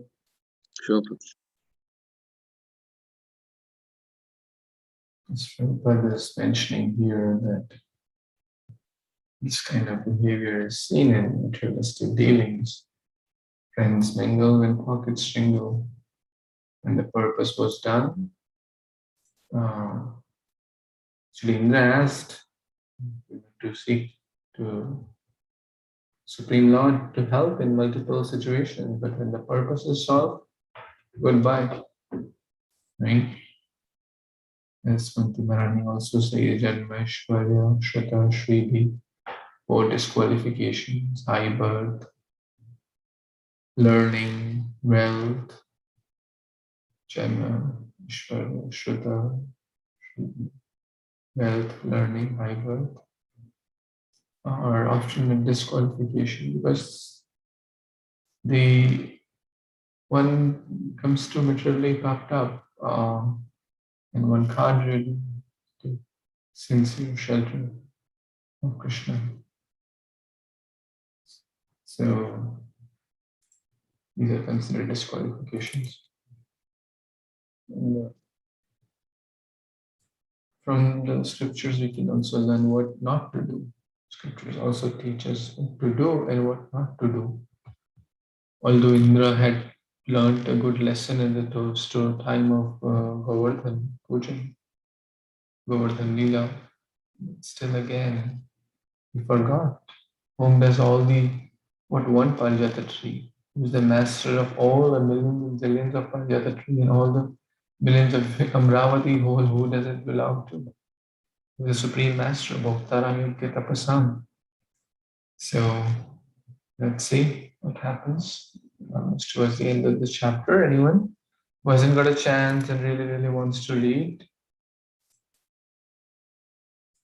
Yes, Kashish Mataji, please. Ji, Hey Krishna Prabhuji, Dandat Pranam, all devotees, all glories to Srila Prabhupada. After defeating Indra, Kṛṣṇa arranged to marry the 16,100 girls brought from the custody of Bhaumasura. By expanding himself into 16,100 forms, he simultaneously married them all in different palaces at the same auspicious moment. He thus established the truth that Kṛṣṇa and no one else is the Supreme Personality of Godhead. There is nothing impossible for Kṛṣṇa, the Supreme Personality of Godhead. He is all-powerful, omnipresent, and imperishable, and so there is nothing wonderful in this pastime. All the places of the more than 16,000 queens of Kṛṣṇa were filled with suitable gardens, furniture, and other paraphernalia, to which there is no parallel in this world. There is no extra aggregation in this story from Śrīmad-Bhāgavatam. The queens of Krishna were all expansions of the goddess of fortune, Lakshmi ji. Krishna lived with them in different palaces, and he treated them exactly the same way an ordinary man treats his wife. Hare Krishna, Prabhuji. Thank you so much. Wow. Thank you, Mataji.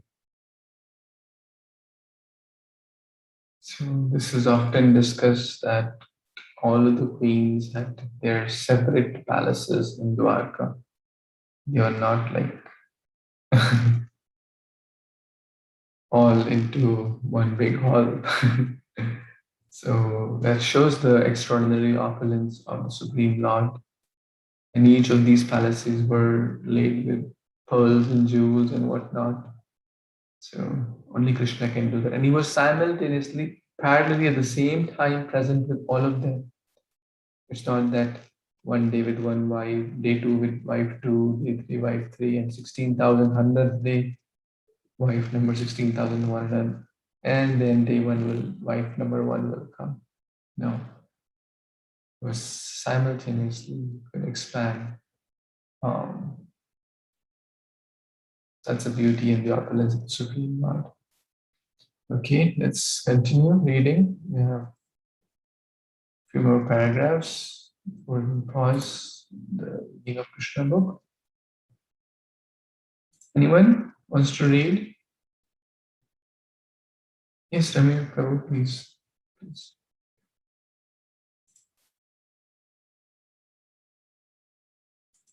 Yeah, please unmute. So, okay for me to read? Please, Prabhu. We should always remember that the Supreme Personality of Godhead, Krishna, was playing exactly like a human being. Although he showed extraordinary opulences by simultaneously marrying more than 16,000 wives in more than 16,000 palaces, he behaved with them just like an ordinary man, and he strictly followed the relationship between husband and wife required in ordinary homes. Therefore, it is very difficult to understand the characteristics of the Supreme Brahman, the personality of Godhead. Even demigods like Brahma and others are unable to probe into this transcendental pastimes of the Lord. The wives of Krishna were so fortunate that they got the Supreme Personality of Godhead as their husband, although their husband's personality was unknown even to the demigods like Brahma. In their dealings as husband and wife, Krishna and his queens would smile, joke, talk, embrace, and so forth, and their conjugal relationship was increasingly developed. In this way, both Krishna and the queens enjoyed transcendental happiness in their household life. Although each and every queen had thousands of maidservants engaged in her service, the queens were all personally attentive in serving Krishna. Each of them used to receive Krishna personally when he entered the palace. They engaged in getting him seated on a nice couch, presenting with all kinds of worshipful paraphernalia and washing his lotus feet with the Ganges water, offering him betel nuts and massaging his legs. In this way, they were giving him relief from the fatigue of being away from home. They saw to fanning him nicely, offering him fragrant essential floral oil, and decorating him with flower garlands, dressing his hair, and asking him to lie down and take rest, and bathing him personally and feeding him nice palatable dishes. All these things were done by each queen herself. They did not wait for maidservants. In other words, Krishna and his different queens displayed on this earth an ideal household life. Thus ends the Bhaktivedanta purport of the second volume, 24th chapter of Krishna, the deliverance of the demon Bhāmasura. So this is quite noteworthy that Krishna will relate to each devotee just according to the way they want to deal with him. So here, these devotees wanted to relate to Krishna as his wife. And yet, as an ideal wife, they took personal care of all his service, all his needs, and they had ideal household life. It wasn't like something different, but it was actually household life, as one may know, in a very ideal sense. So this is how Krishna deals with his devotees. Each devotee has their own relationship with Krishna. That is their perfectional rasa, their perfectional relationship. And Krishna is very anxious and eager to enter into that rasa with each devotee when they are appropriately qualified with spiritual advancement.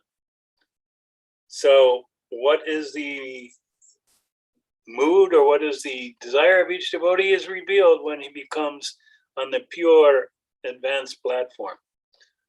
So there's no need to speculate how one may want to relate to the Lord, but it all becomes revealed in due time.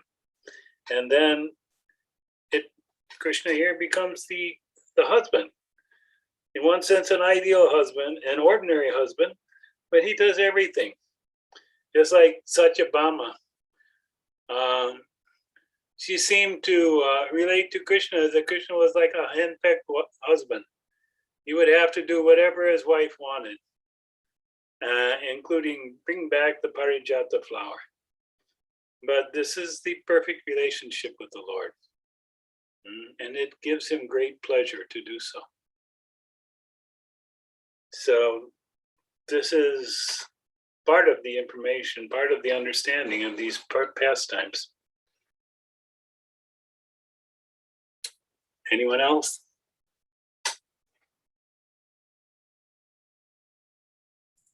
Thank you so much, Prabhuji.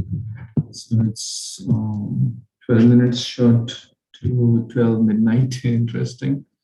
So at this point, we request devotees, you can offer Aarti at their home.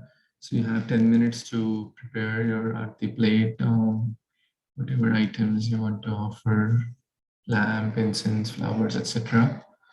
So you can prepare that. And I believe you must have offered some bhoga also. You can share those pictures in the groups later. And while devotees are preparing, Ramya Prabhu, if you could help us to really, in next 10 minutes, share some inspirational words for this Janmashtami before we do the Maharti in 10 minutes.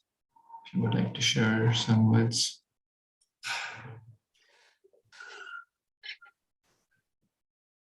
So when we are reading a Krishna book, before Krishna appears, there are this section where the demigods are praying to the Lord in the womb. So there's very thoughtful and deep prayers to the Lord. And so this is similar to our mood, that we want to pray to the Lord with great heartfelt feeling, that we want it to enter into our hearts and become our Lord and Master, and become our guide and even our friend. So when we have that right devotional mood, the Lord will reciprocate with us.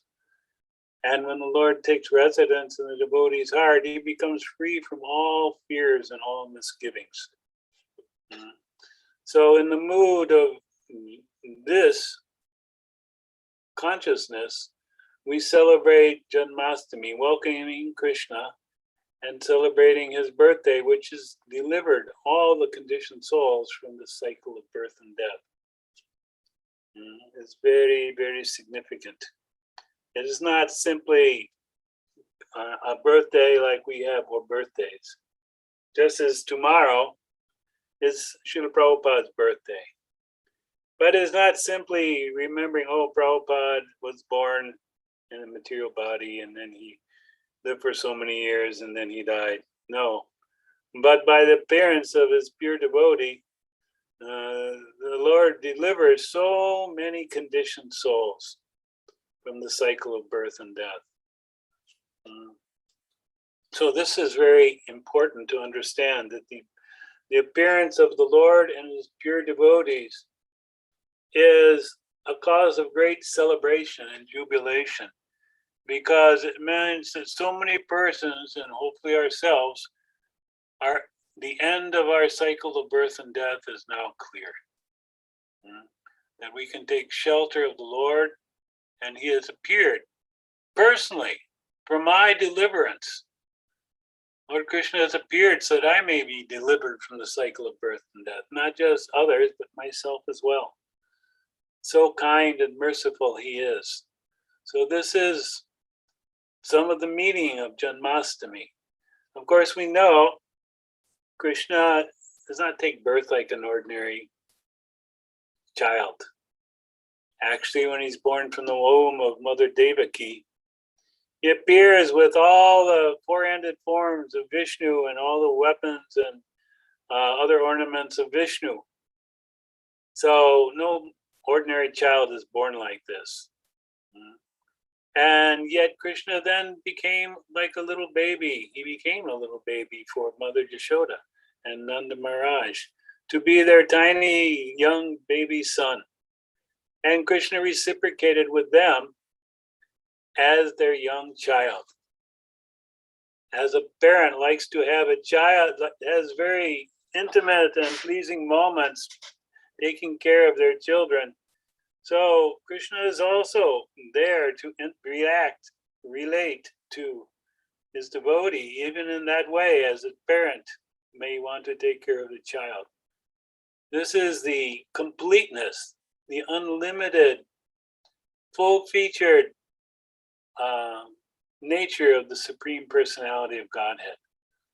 That all things are included in him. There is nothing that is not included in him. All these different relationships are included within him. All the different opulences are included. All the different powers to defeat all the demons. All the different features like beauty and all the different characteristics which are so wonderful and distinguish Krishna, are all present there. And he becomes the most wonderful person for us to connect to and relate to in a very, very personal way. The Lord is always a person, and the more we understand him to be a person, the more intimate our relationship with him can become. So this is some of the meaning of Janmashtami, that the Lord is personally not forgotten the conditioned soul, but he has appeared to deliver them from the cycle of birth and death.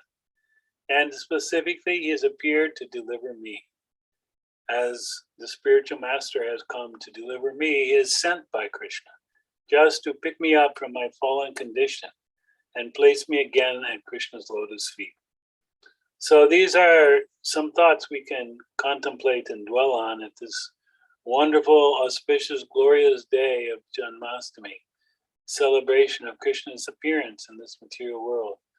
Everything, all celebrations about Krishna, connected with Krishna, are all completely transcendental. And they all liberate us from the cycle of birth and death. So the more we think about them, remember them, contemplate them, the more we will be in spiritual consciousness and no longer affected by the three modes of material nature. Is that enough?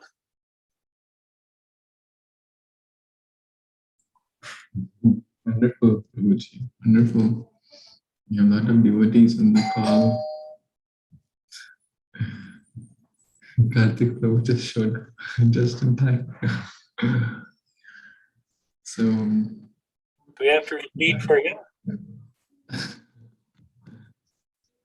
So thank you, so many devotees, Sajaya Mataji and family, Bankim Prabhu and family, Sudhir Prabhu and family.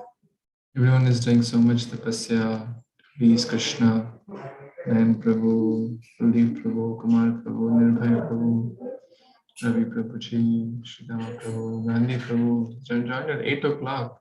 It didn't feel like 4 hours passed. It was there. We've been Didn't feel like 4 hours has passed like anything with all of your wonderful association. Maybe we should have started at like 8 a.m. till 12 p.m. 12 midnight. But we're very grateful. I see Hitin Prabhu, Rashmi Chawla Mataji also joining all the way from Rochester, New York. She also joined at 8 p.m. Sorry, Kashish Mataji. So just a quick kind of announcement. Tomorrow is Srila Prabhupada, the 125th appearance day. So it is recommended to fast till noon, and then followed by feasting after that. And of course, His Kṛṣṇa Prabhu has already shared the details of the wonderful program. So after the midnight arati, you can break your fast with Kadashi Prasad for those who were keeping the fast. And then again fast till midnight, till noon tomorrow for the pleasure of Srila Prabhupada. And then take the prasadam. So anyone wants to say anything before we do the midnight arati?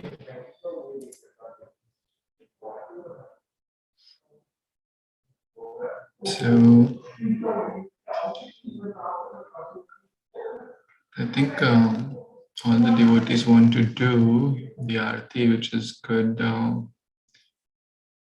So what we will do now, it's almost 12. Everyone can chant, dance, and of course, if everyone does it on unmuted mode, nothing will be audible. So at least you can turn on your cameras if you wish to, or show to your deities or yourself, or whatever is doable.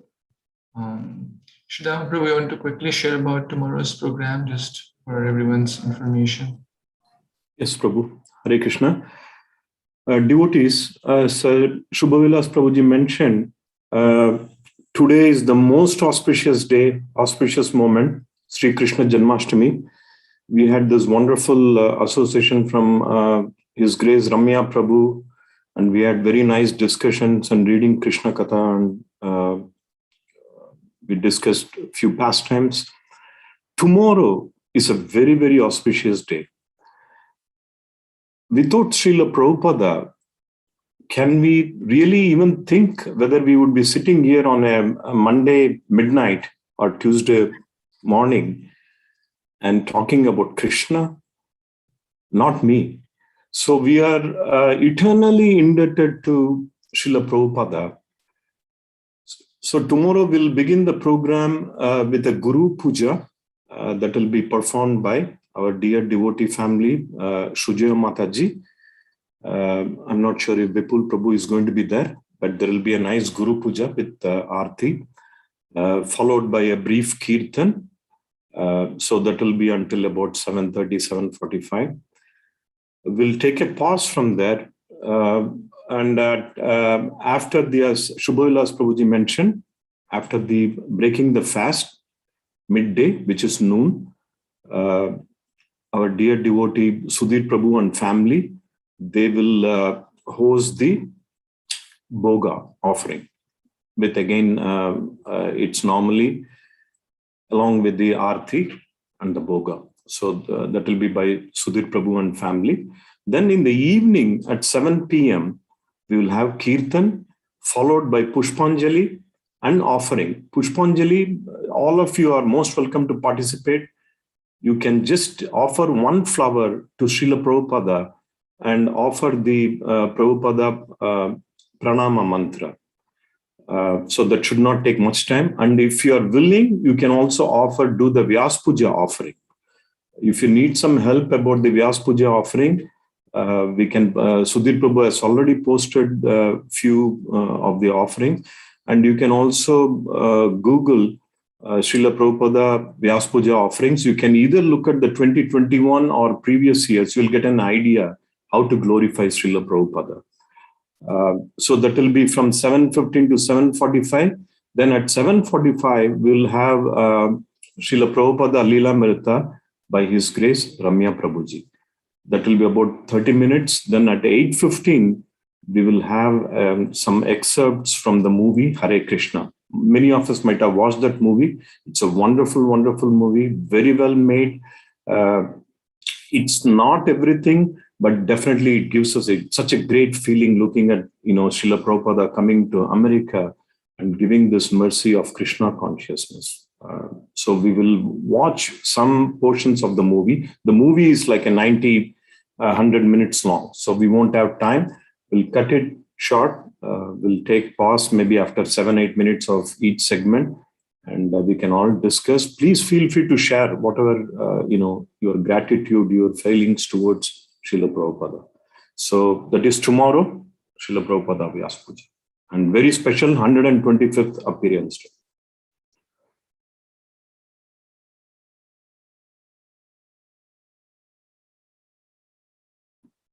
Ramya Prabhuji, you want to say something? One thing that's not clear, are we going to have time for everyone who wants to read their offering, or? No, Prabhuji.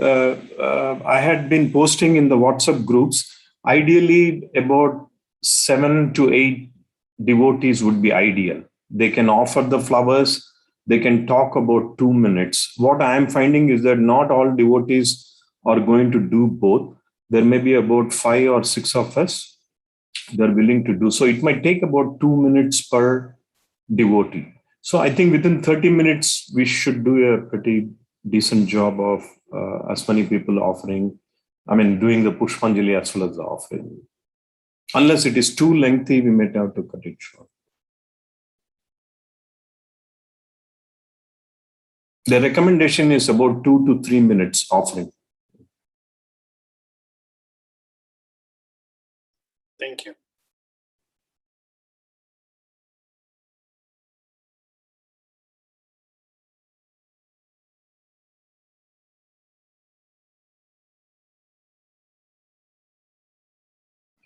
Okay, so thank you, Sridhama Prabhuji, for the announcements. So requesting devotees to please, now you can get up from your chant, get up from your seats, and time for Aarti. You can stand, chant, dance, and it's time we will all sing and have this wonderful Shri Krishna Janmashtami festival. Shri Krishna Janmashtami Mahotsav, Shri Krishna Janmashtami Mahotsav, Krishna Janmashtami Mahotsav, Shri Krishna Bhagwan ki jai, Krishna Kanhaiya Lal ki jai, Shri Krishna Chaitanya Bhagwan ki jai. Krishna jinka naam hai, Krishna jinka naam hai, Gokul jinka naam hai, Krishna jinka naam hai, Gokul jinka naam hai, Krishna jinka naam hai, Gokul jinka naam hai, Krishna jinka naam hai, Gokul jinka naam hai. ऐसे श्री भगवान को मेरा बारंबार प्रणाम है, ऐसे श्री भगवान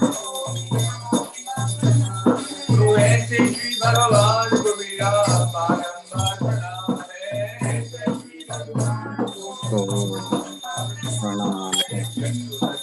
मैया है, नंद की बाबैया है,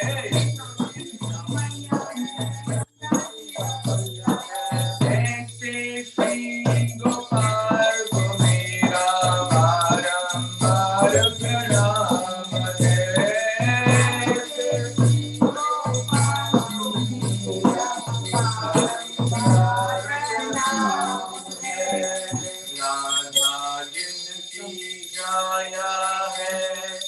अद्भुत जिनकी माया है, जिनकी छाया है, अद्भुत जिनकी माया है, ऐसे श्री भगवान को मेरा बारंबार प्रणाम है।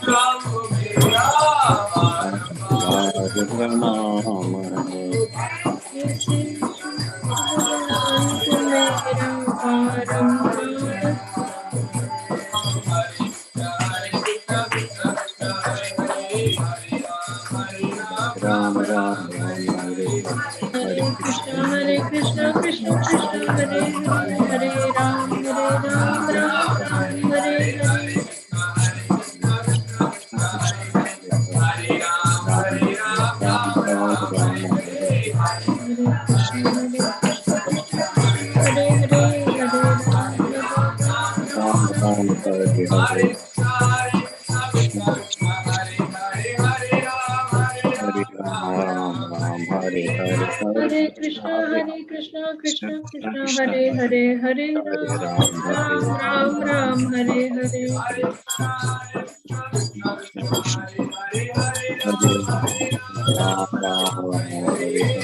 Hare Krishna, Krishna Krishna, Hare Hare, Hare Ram, Ram Ram, Hare Hare. Hare Ram, Ram Ram, Hare Hare.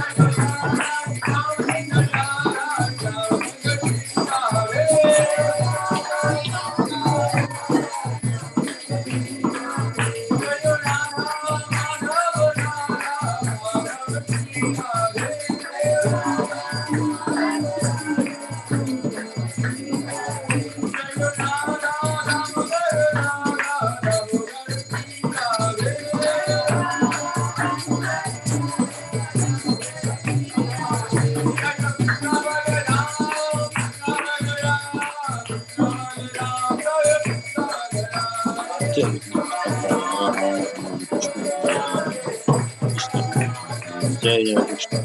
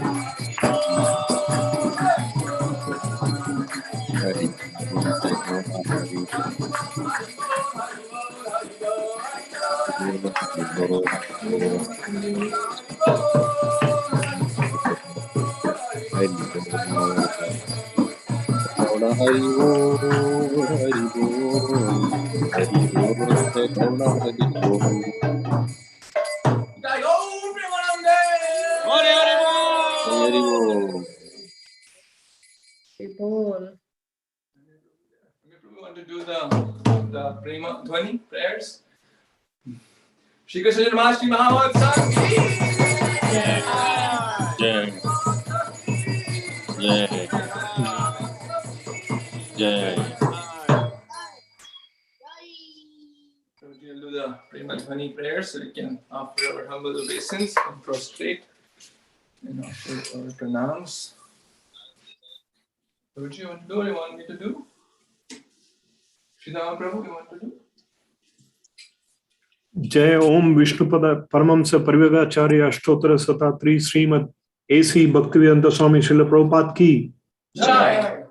जय ओम विष्णुपद परमहंस परिव्राजकाचार्य अष्टोत्तर शताब्दी श्रीमद भक्ति सिद्धांत सरस्वती गोस्वामी महाराज श्रील प्रभुपाद की जय। अनंत कोटि वैष्णववृंद की जय। नामाचार्य श्रील हरिदास ठाकुर की जय।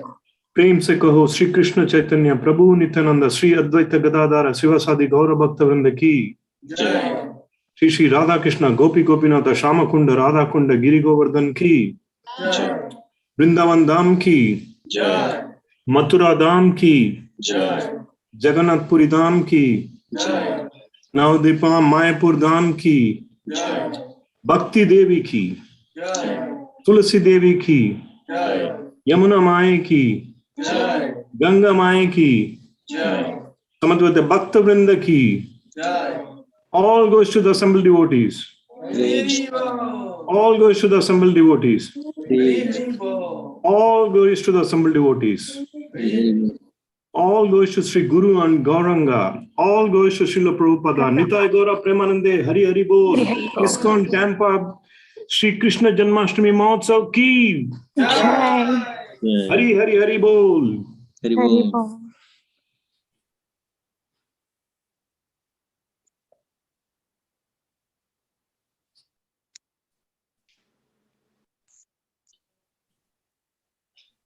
Haribol, thank you so much to all the worshipable devotees for joining. Thank you so much for this wonderful festival. And we pray that may this Janmashtami bring all of us more closer to the lotus feet of Lord Krishna and to each other, keeping Krishna as the center in the mood of selfless, loving service to Lord Shri Hari, Lord Shri Krishna. Thank you so much, everyone, for joining for this online midnight aarti. Thanks for organizing this, Prabhuji. Hari Bol. Thank you, Prabhu. So please honor. I know Jackson devotees are still waiting for 30 minutes more, so it's still an hour delay. But we really appreciate all of you also joining, giving your valuable association. Thank you so much. So we will meet again tomorrow for the Prabhupada's Vyasa festival. So please join. And as Srila Prabhu already announced the details, we will send the message also. Okay, so Hare Krishna, happy Shri Krishna. Hare Krishna. Hare Krishna. Hare Krishna. Hare Krishna.